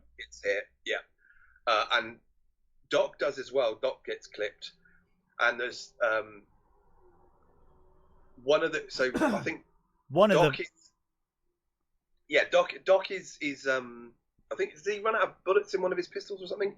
And one of the guys is coming up behind him, and I think the guy says he's going to kill him, and Doc says, "You're a daisy if you do." Yeah. I think, and Morgan manages to raise his shot from the ground and shoot the guy, and Doc shoots him as well with his other pistol. I love like following this. That they're kind of recovering as the sheriff comes out, and he's like, right, that's it, I'm gonna arrest you. And Wyatt just walks up to him, and he looks him straight in the eyes. He's like, I don't think I'm gonna let you arrest us today.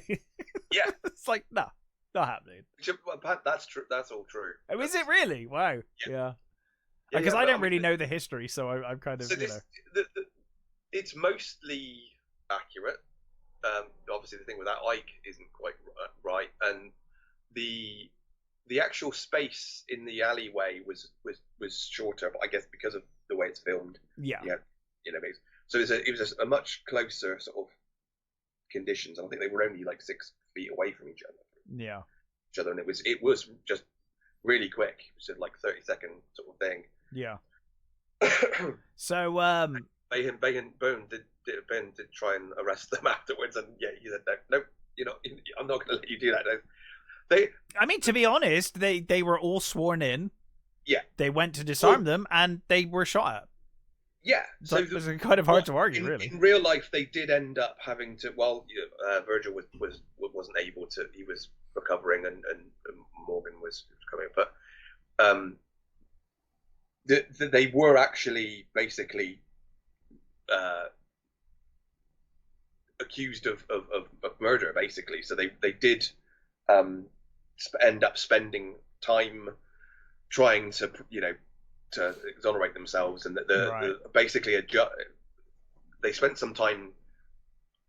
There was a longer gap between things happening in real life, and they actually were being investigated by a judge and stuff, and then the judge eventually came. I think it was Ike, and Ike brought up charges, and Bowen basically agreed with him, but various accounts were that it was legal. It was a legal thing that happened, so they kind of got away with it. But I think everybody says Doc fired first, right? Because you do get that brilliant bit where when they're stood facing each other, and the cameras go to you get the close ups of their faces, and you get that close up of Doc, and I think it's Billy Clanton, I think, is looking at Doc, and Doc winks at him, and Wyatt goes, "Oh my god," because he knows it's going to go. Yeah. So you get that wonderful. Again, the tension is done so well. The really is. The close-up shots of the faces and the quick movement and stuff is so bloody well done. Yeah. So Josephine exits the photographers, and obviously sees that it was Wyatt who saved the day, and she's got this beaming smile looking at him just as his wife comes around the corner to see it. And obviously she immediately just storms off again. I don't think he even sees that she was there. Like, she comes around because she's behind him. Yeah, I don't think he even sees that she saw that. The other wives have already. I think the other wives come in and they sort of go to their husbands and and she sort of, again, bless her. You do feel sorry for her. She comes around the corner just to see Wyatt staring almost goo eyes at bloody Josephine. Yeah. We get the mayor kind of approaches Wyatt, and Wyatt says, "Well, well, mayor, I guess we did our good deed for the day." And the mayor kind of walks off shaking his head, and I'm like, "Fucker, you told them where they were. Like, this is on you. Like, you kind of did this. Like, it's kind of on you." But now he's like, "Oh no, I'm the mayor. I couldn't possibly agree with this." This is terrible. But yeah, you can see, I think, again, Kurt Russell's acting. You can see in his eyes that he's clearly unhappy with what's happened here. He's clearly disturbed by the fact that he's had to take life again. This is it feels very much like this is what he wanted to avoid in the first place. This is why he didn't do this. Incidentally, if he would, one of the reasons for being sheriff in Tombstone, I believe, they got a percentage of the silver. Right. That was mined. So it was a pretty lucrative job. Yeah. Yeah. So there was a reason why you'd want to be bloody sheriff. Yeah. So we have the funeral taking place for the dead. Don't they walk through town with a banner that says you're a murderer, basically? Murdered, yeah. Yeah. And I like it. You get these like the fireworks and stuff. Glass fronted coffins for each of the men. Yes. You get a shot of each of the dead men in their coffin. And there were I don't know whether they still exist or whether they disappeared to time, but there were scenes, because this movie was cut down a lot, because I think the original it was edited script, a lot. the original script, I think, was I think more like the Wyatt Earp movie, the Kevin Costner Wyatt Earp movie, which was, I think it was a bigger sort of movie, more of a character piece.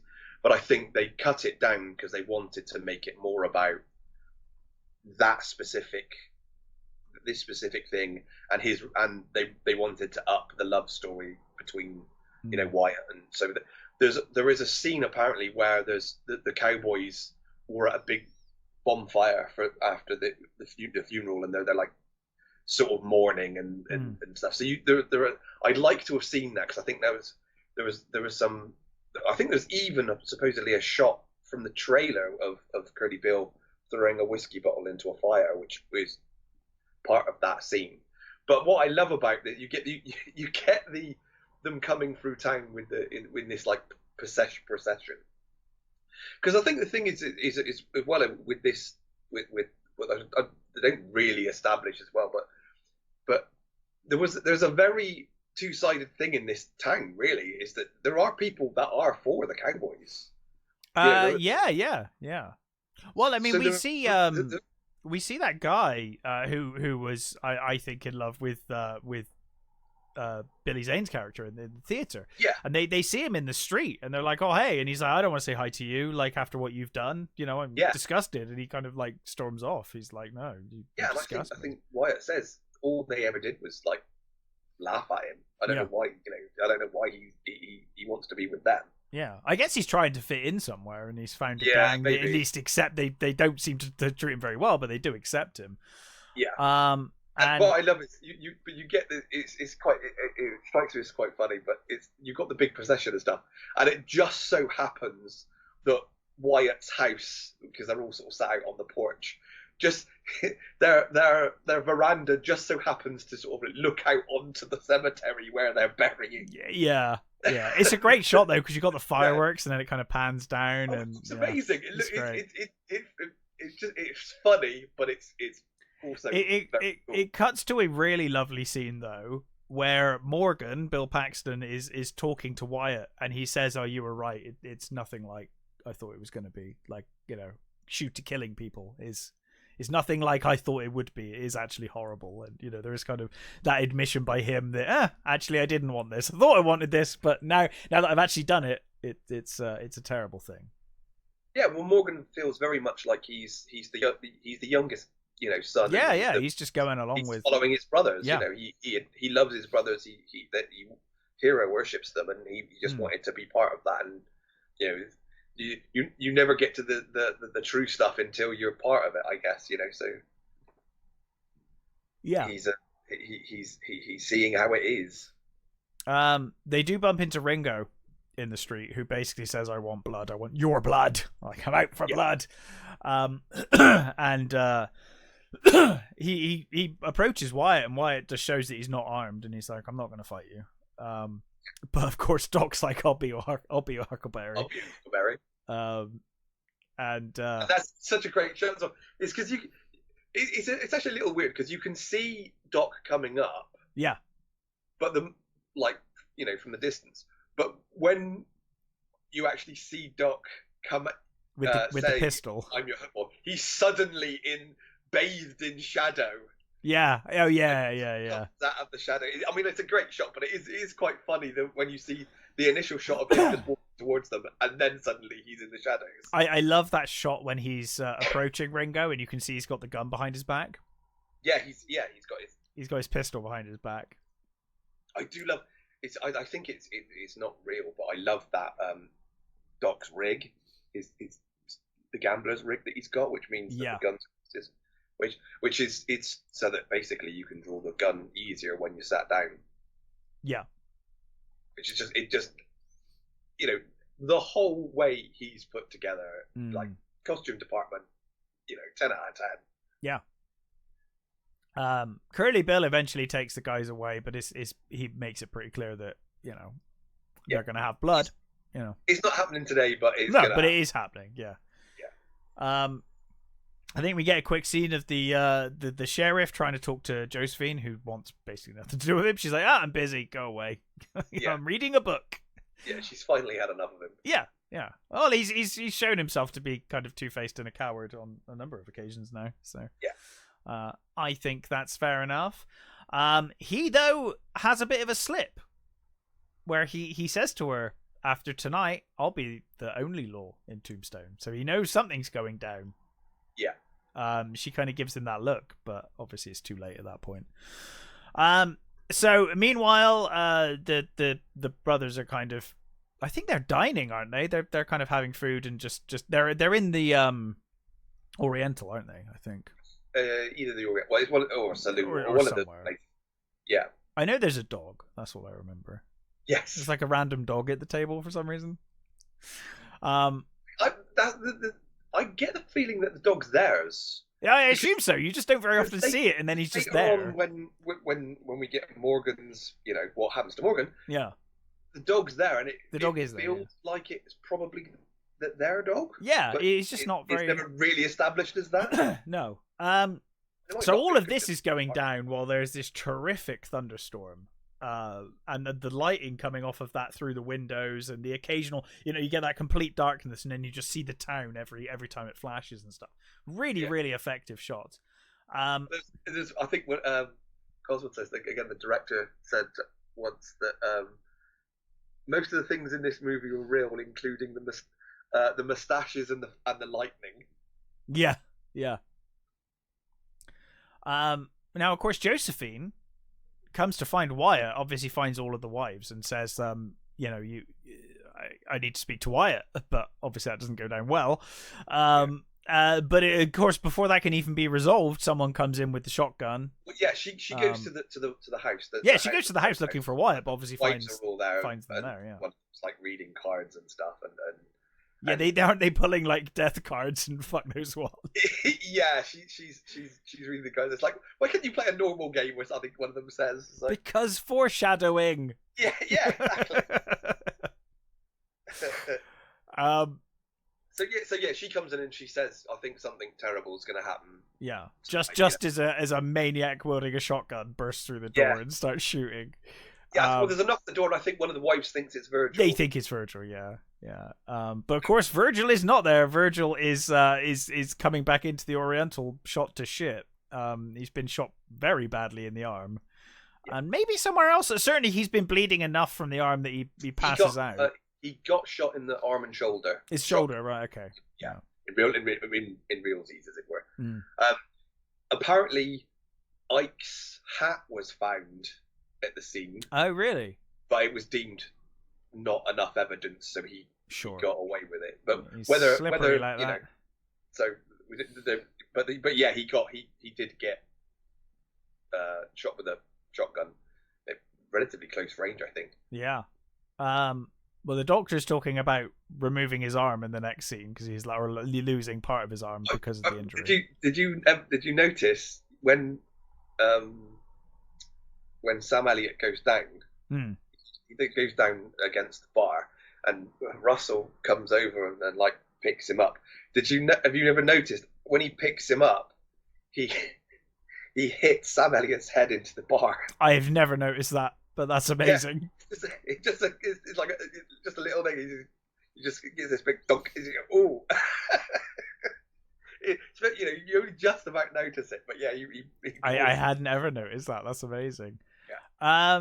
So Virgil's going to lose his arm. Morgan has had enough. He basically says, look, these are bugs. We need to squash these bugs and be done with it. We can't have sympathy for these bugs.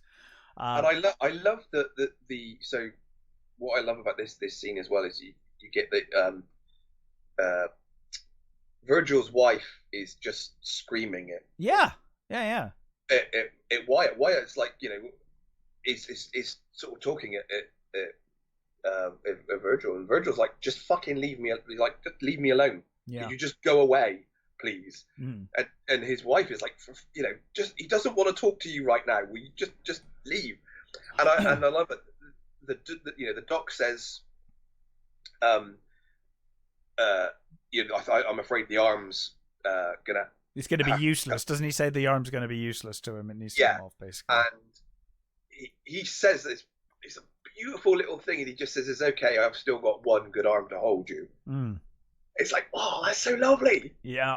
And Elliot is played by Paula Malcolmson, who is one of my favourite characters in Deadwood. She's Trixie in Deadwood. So yeah, again, a minor role but brilliant.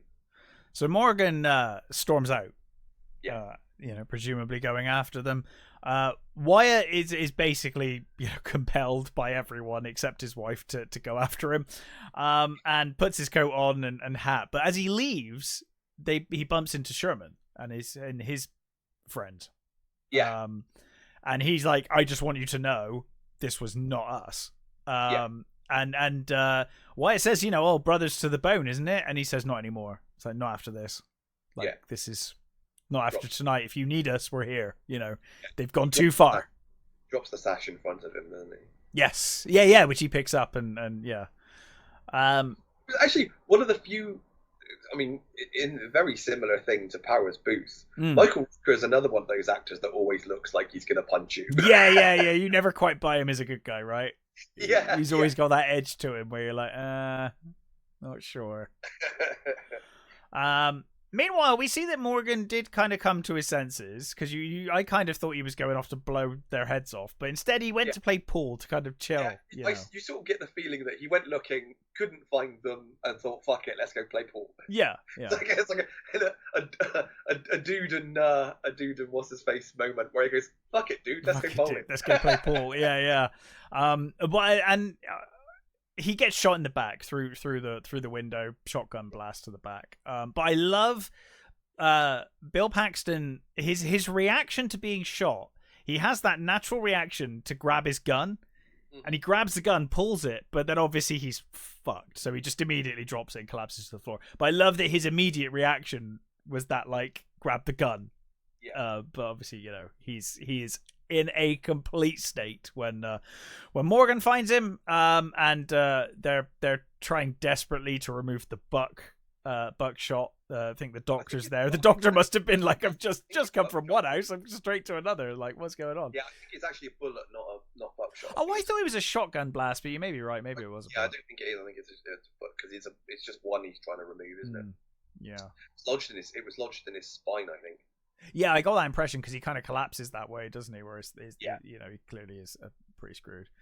But I love that as he's dying, he says, you know, don't let him get you. You're the good brother. He's like, don't let him break you. Basically, like, you know, don't. And I love it. Again, they established that thing about him being the slightly more philosophical brother, and he says, you know, it ain't true what they said. It's not. Oh, what about seeing the light and stuff? Yeah, I don't see any light at all.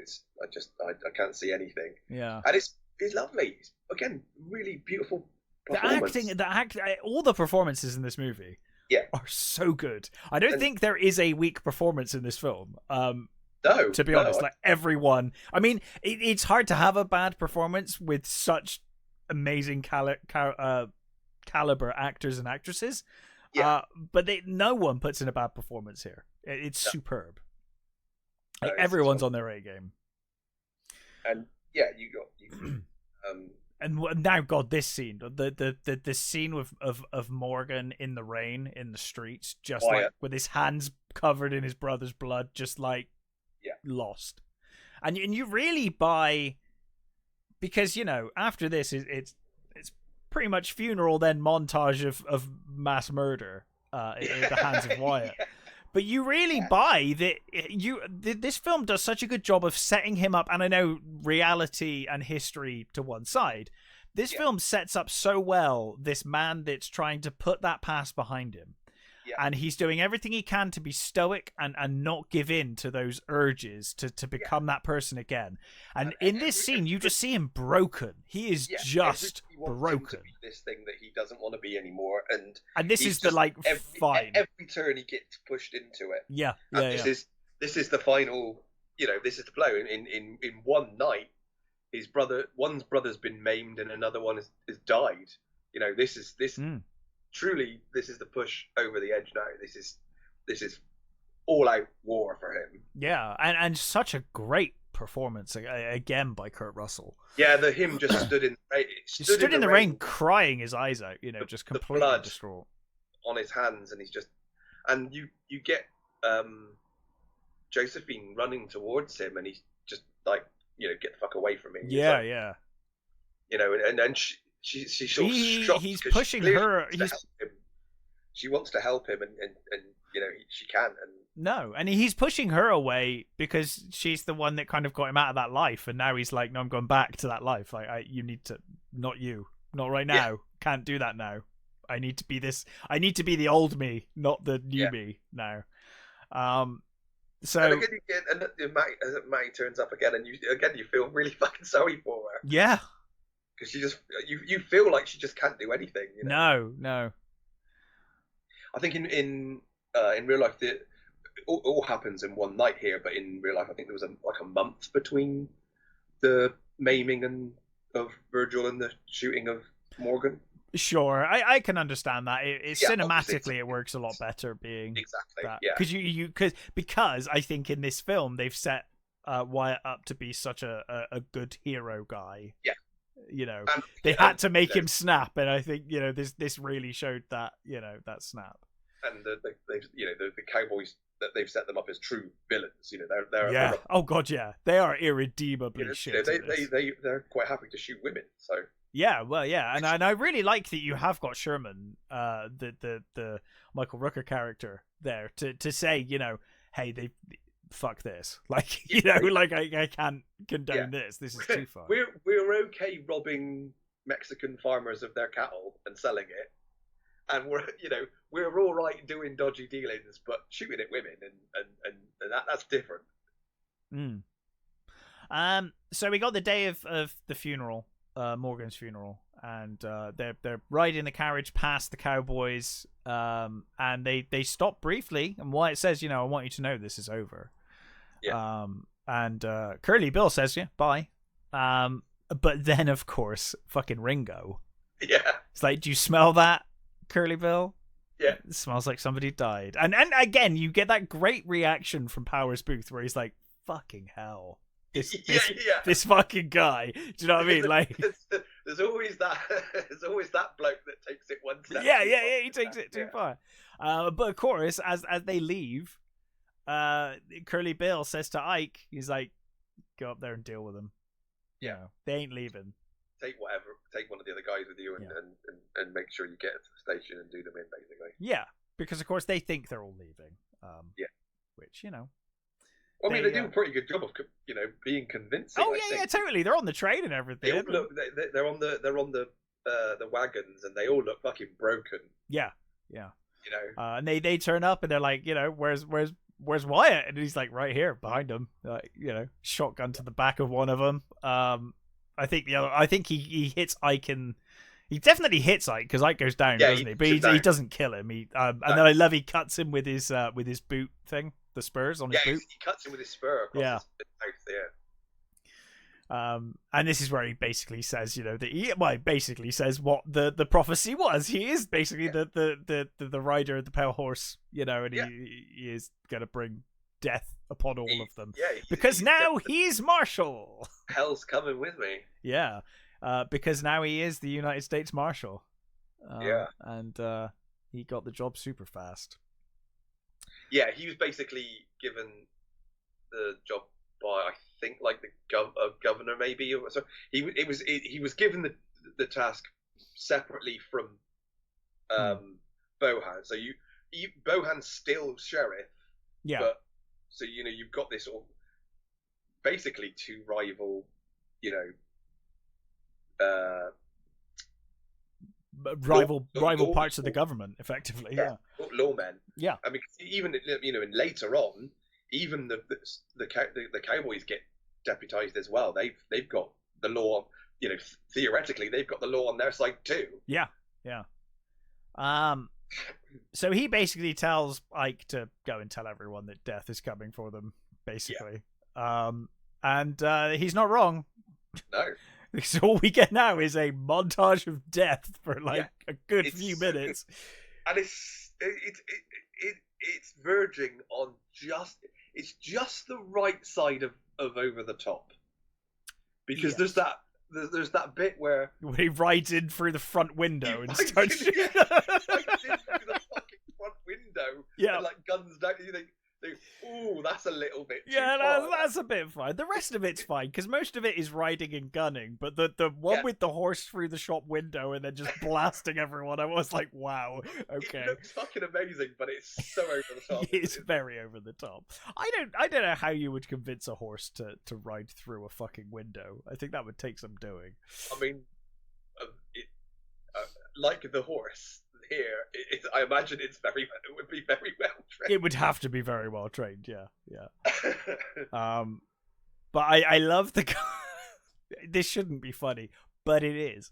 The guy who's like fucked out of his head and thinks he's sucking on a bottle, Yeah, but it's the barrel of the gun. They're in the opium den, and he's so like, good. He's got the pipe, yeah. I mean, yeah, I guess he thinks it's a pipe. Yeah, that's fantastic. And he just looks up just at the end to see. Nope. Yeah. And Wyatt just shoots him. Yeah. To be honest, at this point, they're full on murdering dudes. They are just murdering left, right, and center. Yeah. So we get to the scene, the scene that I thought they must have made up, but you tell me, actually happened. So we get to the river scene. Wyatt and the gang turn up on one side, and are basically ambushed by the cowboys on the other. But then, of course, cowboys come from behind them as well. So it's a proper ambush. I think, Powers Booth just does such a good job of taunting the whole time and just making things worse and worse and worse. They plead to Wyatt to think of something. Yeah. Meanwhile, Doc's just like, can see what he's going to do. And Doc's just like, no, don't do it. But I love this, as seemingly over the top. I mean, you say this actually happened. As over the top as this scene is, I love the anger and the emotion where he's just literally just shouting no and just blasting people away. He deals with Curly Bill with the shotgun. Yeah, it's through sheer will, he just storms ahead, shouting no, and Curly Bill takes a shot at him with his shotgun and misses. Yeah, he misses a couple of pistol shots before that as well, I think. Yeah, I mean, there are because he is like waist deep in water, so he ain't moving fast. Waist deep in water, and people, almost every cowboy is shooting at him. Yeah, and he just opens up with basically both barrels on Curly Bill. I mean, I gotta be honest. If I survived, if I was one of the cowboys and I saw that and survived, I would be like, this man has been sent by God. I retire. Like, there's no way so many of us were shooting at him and not one of us hit him. This is one of the sort of founding things of kind of the myth of Wyatt Earp. Yeah. But it's one of the true things that he never got a scratch. He was never, like, even, Doc was wounded a number of times and they were all wounded. He was completely unscathed. Apparently both sides of his coat had bullet holes in them. And there was a bullet hole in his boot. Right. There was a bullet in his boot. But every shot missed him. So that was crazy. I think he told various versions of this story in his lifetime. I think bits were embellished, but by most accounts of people that were there at the time, that really did happen. He really did walk in front of all those shots, and he himself was not touched by his clothes and that were. It was just like a sheer miracle that he didn't get hit. Yeah. So here we get the great scene we talked about earlier. Kilmer's wonderful performance as Doc, as he they talk about, why on earth are you out here? You're so ill. You should be in bed, and he talks about his friend, and he says, I've got lots of friends. Doc's like, I haven't. He is my friend, and I'm gonna be here for my friend. Wonderful stuff. And he says, "Oh, it's not it's not out for revenge. It's a reckoning." Yeah, that's a great line. Such a good line. Yeah. We see that I think it's Flavian or something like that. Is dead. Been shot. Fabian is Fabian. That's right. Yeah, he's been shot and has died. And of course, it's the sheriff who sees this. She pulls up on the sheriff and she says, "I don't understand any of this." Like, they were trying to leave town, weren't they? And they got robbed by the cowboys, and they wanted, I think, his watch, and he basically said he called them cowards, and they shot him. Yeah, and this is where what's his name, who seems to be a deputy, I think, at this point. He storms off. He's like, "Oh no, that's it. Someone, and he's like, someone needs to have justice. Justice needs to come back. Someone needs to deliver justice." And he's finally had enough. Jason Priestley, that's who it is. It's Jason Priestley. It's a great performance. I think he's really, really good. And obviously, there's the man he was lusting after, and or at the very, very least, if you're going to ignore that, because I'm pretty sure it's pretty clear that he fancied him at the very least. It felt very much like that. But even if he didn't, he loved his performance and his art, and is an artist that he admired is now dead, and that's just enough for him to be like, nah, fuck this, like, I'm out. That's it. But yeah, so I think it's at this point that Doc is getting worse and worse. I think they were like observing the Cowboys when he just collapses. Yeah. And so they need to take him somewhere. Where he's, they basically need to sort of hold up for a couple of days, isn't it? So they end up at Henry Hooker's ranch. Charlton Heston's gaff. Yeah, just happens to be hanging out somewhere. Yeah. It's amazing to me, this movie. It feels like even like the minor characters are like huge stars. Like everyone is like, oh my god, is there no bit part character in this film that's not a mega star from one period or another? Very much like Charlton Heston was just at his home. And I feel like he just lives there. I think that's where he lived. They just turned up at his house and he was like, yeah, sure, come in, why not? I think if I remember rightly, the Henry Hooker at one point employed, I think if I'm thinking he's the right guy, he employed Billy the Kid at one point. Oh, really? Yeah, Billy the Kid worked for him. There's a number of weird things that so is that I always remember him mostly because of Christian Slater plays him in Young Guns 2. Yes. And it's Dave Rudabaugh. Dirty Dave Rudabaugh. So that is how Wyatt and through him is how Wyatt and Doc met. Right. So Dave Rudabaugh, I think he robbed a stagecoach, and I think while Wyatt was a deputy at, I think, what was it called? Not Deadwood. Fucking hell. One of the other places anyway. He was a deputy, and he was basically went to go and find him. So he went out and he went to wherever it was, this town, wherever it was, where Doc was playing cards, and he said he asked someone if they knew where anybody had seen Dave, and basically someone pointed to Doc and said Doc knows who he is. So he went over to Doc and said, do you know where he was? And Doc said, oh, he was already gone back to where you came from, basically. So yeah, Wyatt telegraphed, I think it was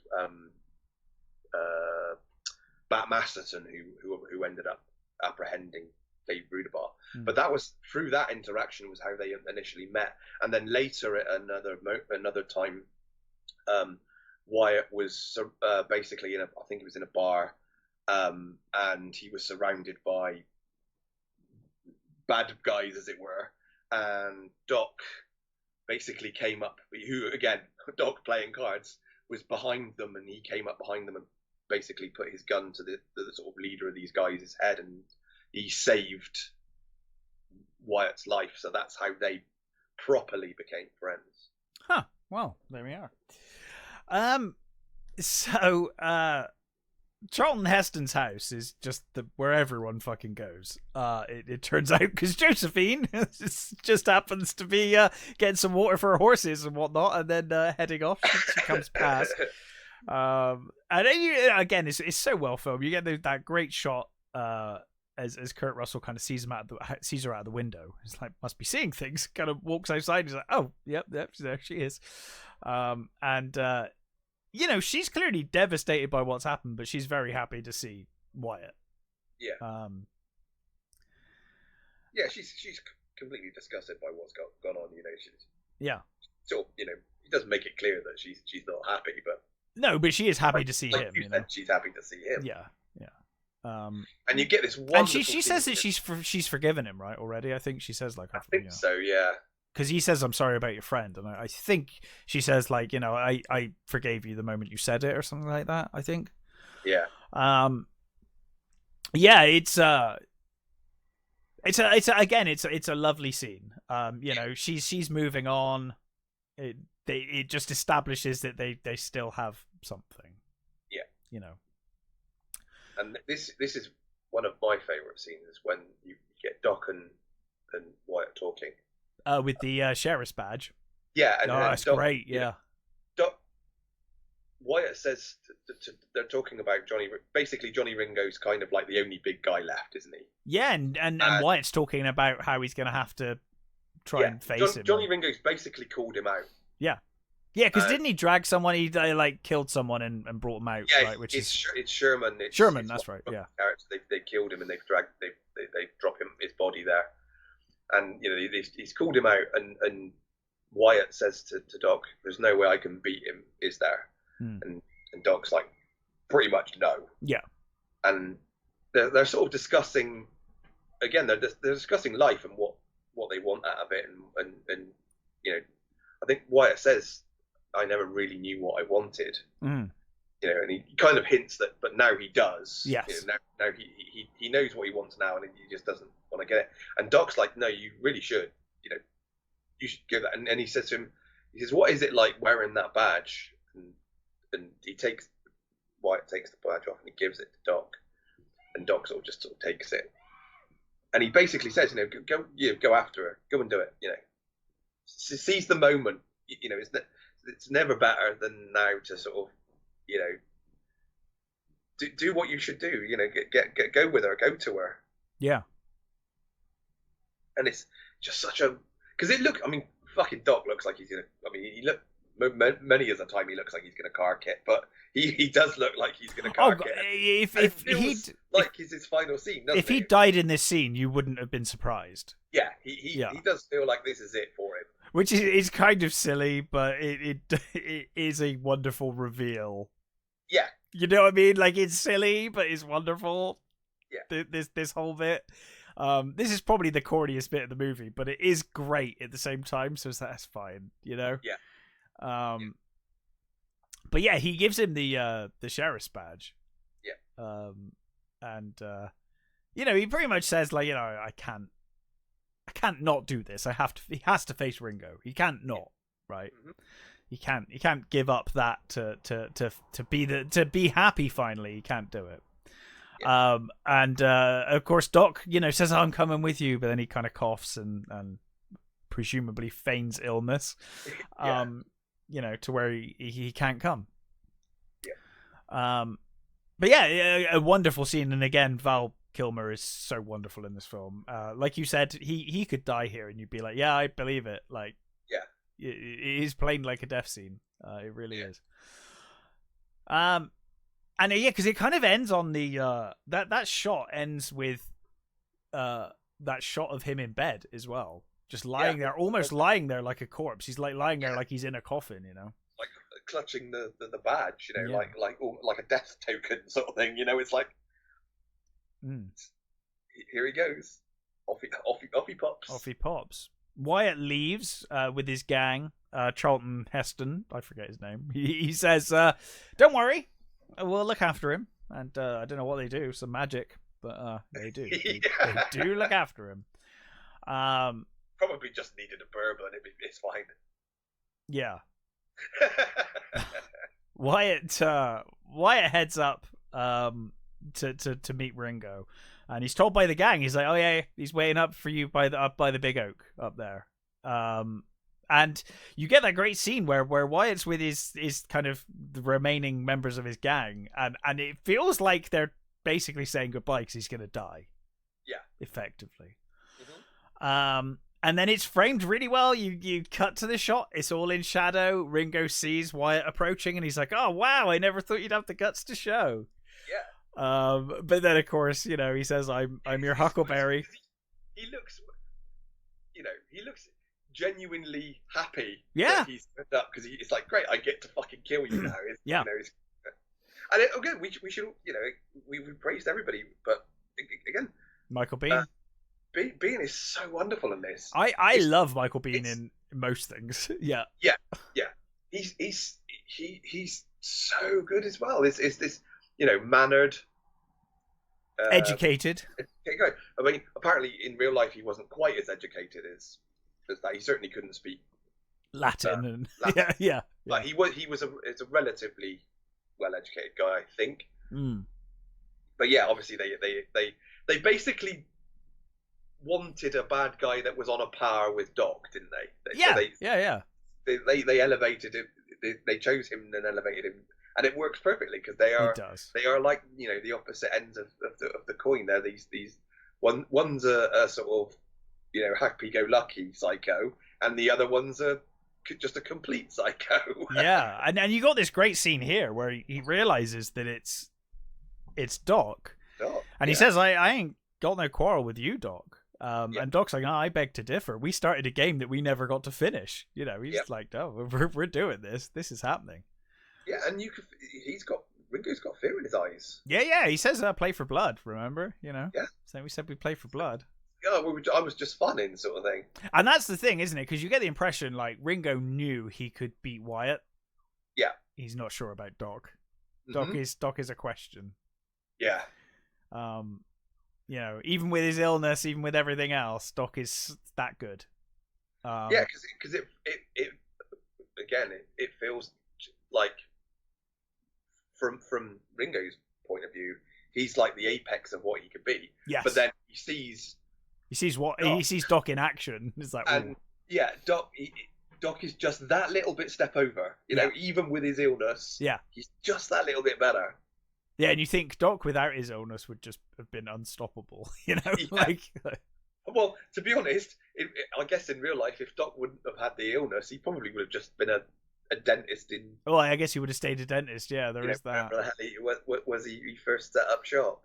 But I love this standoff they have. You know, Doc with his cigarette. You know, like tapping the pistol. Telling him to say when, you know. He unveils the badge. He says that, you know, it's all legal. Yeah, it's a legal thing. And I mean, God, it's like so fast. He shoots him in the head. And you got that horrible bit where he just like he's still alive. He's like kind of grunting and like, ugh. Yeah, it's like he's stumbling like a zombie towards him with blood coming out of his head, and he's like beckoning him on. Yeah. He's like, "Oh, you're no Daisy at all." And yeah, and leaves the badge with him. Just as Wyatt turns up. Yeah, and he says to. There's a line earlier on that he uses, which we forgot, but it comes back now, and he says, "My hypocrisy only goes so far." Yeah, well, my favorite line here is when he's there with a fucking bullet in his head, and he turns to White and he's like, "I'm afraid the strain was too much for him to bear." Yeah. But yeah, the hypocrisy line is fantastic. Yeah, that's really, really good. And he says, you know, like, well, you know, I might have been exaggerating my illness a little bit. Yeah, I wasn't as sick as I said. And they basically agreed to finish it. Yeah. It's the last charge of Wyatt Earp and his Immortals, I think, or something like that. Yeah. Which is a great line. So Johnny Ringo actually wasn't killed by Doc. Right. No one actually knows who killed Johnny Ringo. So Johnny Ringo was found led against a tree dead with a hole in his head. Oh, okay, so the movie's interpreting that. So it's not really known whether somebody did it or whether he killed himself. But yeah, so they decided, no, it'd be much cooler. He's way cooler. I give him that. It's way cooler. It's such a cool scene. So cool. And then murder. Much more murder. Another montage of gunfights and riding. Wonderful shots, though. I mean, really good chase scenes, and you know, on the open plains, and you know, that's good. It's all good stuff. It's so well shot. And you got the guy who gives up the sash as well, right? As he's riding, he like holds the sash out. He's like, no. I think it might be Ike. It might be Ike. Is it Ike? Yeah. He's like, no. He's riding in front of them and he's dropping the sash. That's right. I forget who's who at that point, but yes, it is Ike. Yeah, you're right. So Ike drops the sash, but they're like, nah. Yeah. Nope, not this time. Yeah. Well, they don't get Ike. The narration says later on. He slinked away again. Ike got killed later, mm-hmm. which is true. He did get shot later on. Yeah. And then of course we cut to the sanatorium, the final scene between Doc and Wyatt, which again, fucking Val Kilmer. Yeah. Well, I mean both of them actually. And Russell, the emotion that Russell's got those eyes, man. Yeah. You know, those eyes he doesn't have to do any facial expression. No. His eyes alone can do the acting with Russell. He's incredible. His performances are so good. Yeah, and they, Wyatt sort of starts trying to play cards with him, and they notice basically when Wyatt turns up, he's having sort of last rites, isn't it? Yeah. And it's almost like a joke. He says, look, basically get him right with the Lord, sort of thing, and sort of Wyatt sort of laughs. Doesn't he say it turns out my hypocrisy knows no bounds? Yes. So I think he says something like that. That is, that's it. That's great. And they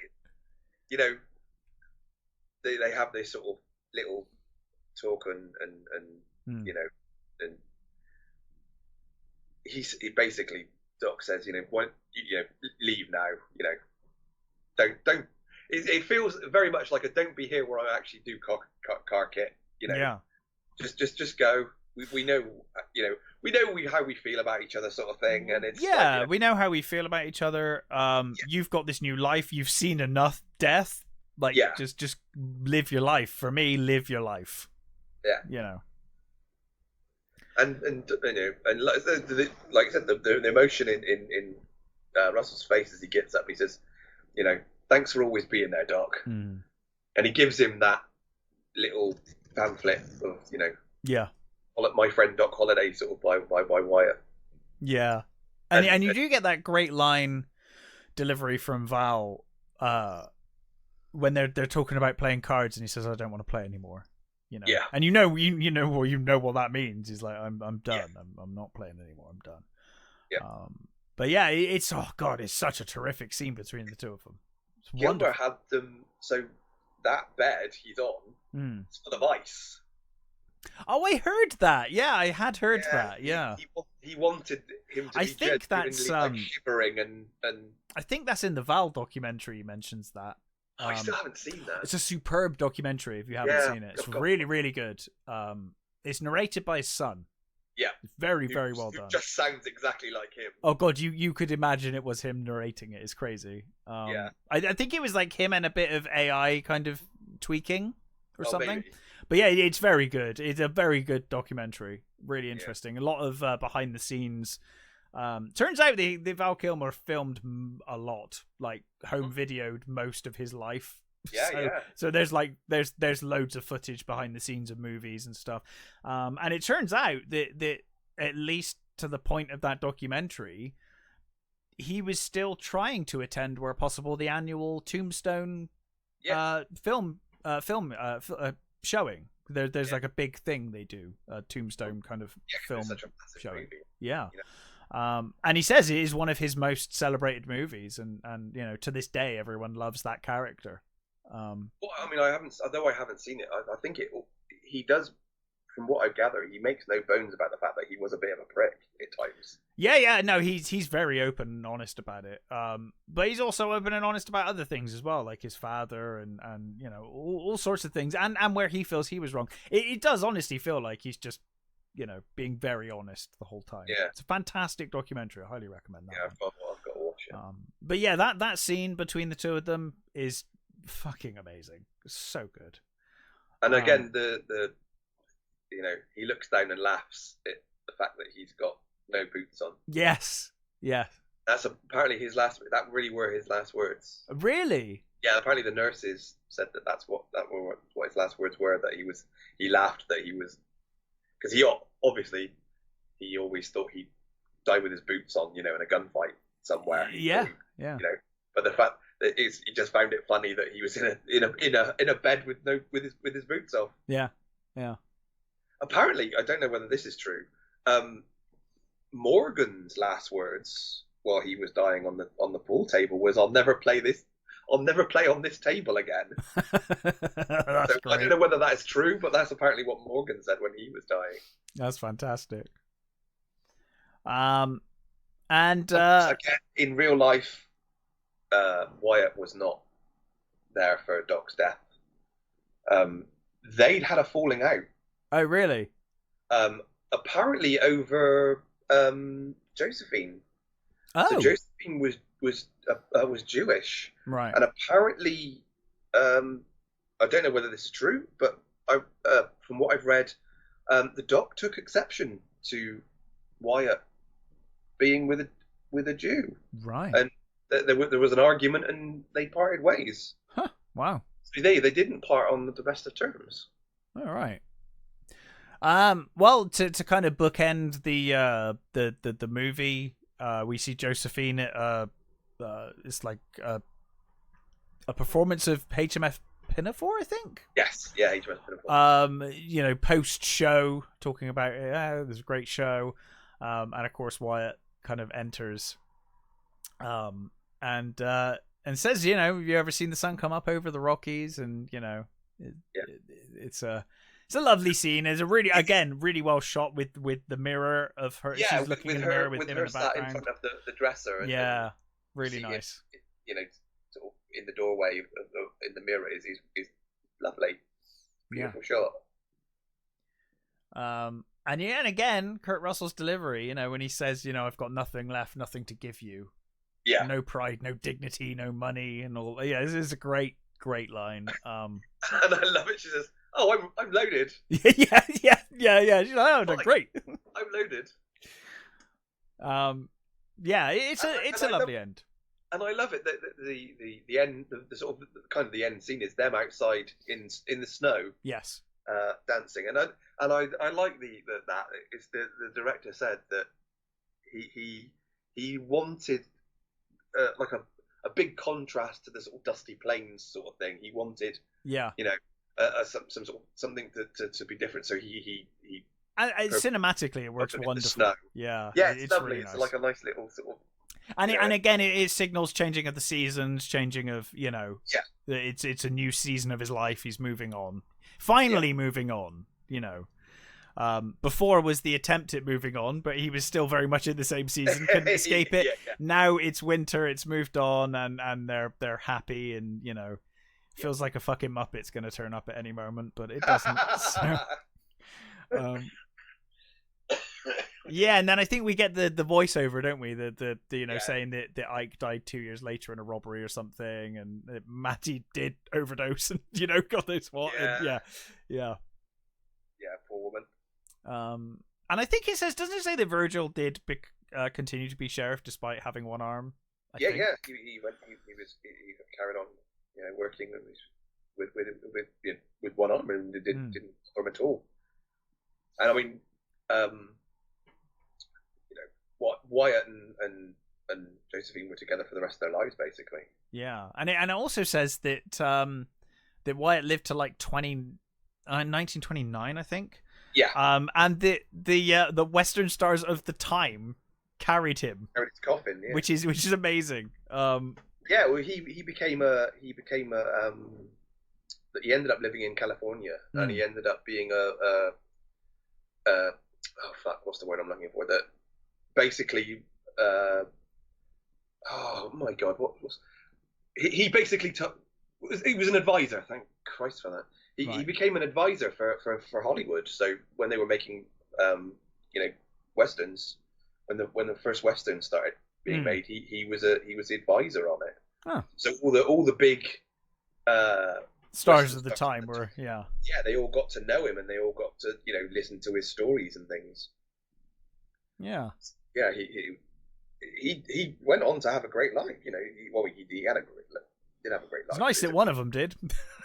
Yeah, well, they I think Virgil had a pretty good life afterwards, and they all sort of survived it and stuff. Yes, but, yeah. But you know what I mean. I know what you mean. Yeah. The ones that were left didn't have terrible, ends or anything. Yeah. But yes, so that was Tombstone. A wonderful, wonderful Western. Like I said, I think only under Unforgiven for me in terms of 90s Westerns. Yeah. It really is.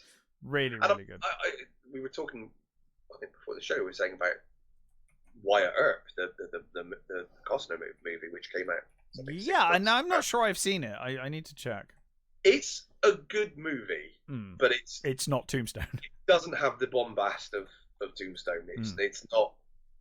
It's a much more understated movie. It's more of a sort of a bio sort of movie, really, and it's at times a bit ponderous and a bit long.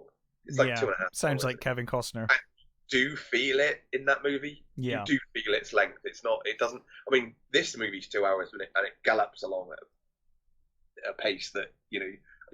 I don't think you ever look at your watch sort of thing watching this one, but you will on Wyatt Earp. And the funny thing is that Costner was originally up for this one. Costner was originally going to be cast over, and he basically read the script and decided that he didn't like the script and wanted to do sort of a more, I guess, a more grounded version, I suppose, is what yeah. kind of did. But you sort of feel sorry for them because this movie totally ate their lunch. And probably rightly so. I mean, this movie is fantastic. Yeah, I mean, it's just bad timing sometimes. These films happen to clash. I'm sure there were plenty of people who prefer Wyatt Earp. Probably. It depends what kind of movie you'd like, I guess.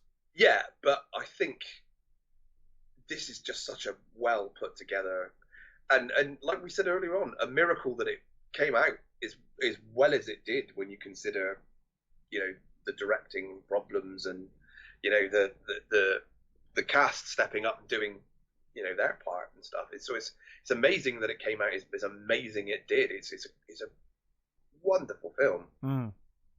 Yeah, and not only one of the best 90s westerns, I think just one of the best westerns overall. I think it's up there for sure. Yeah, I really, really like this movie, and especially if we're talking 90s westerns, I think it's up there with Unforgiven. Yeah, really, really good. But yes, anyway, highly recommended from us. We will be back next week with our usual review fare. Need to find some films to watch.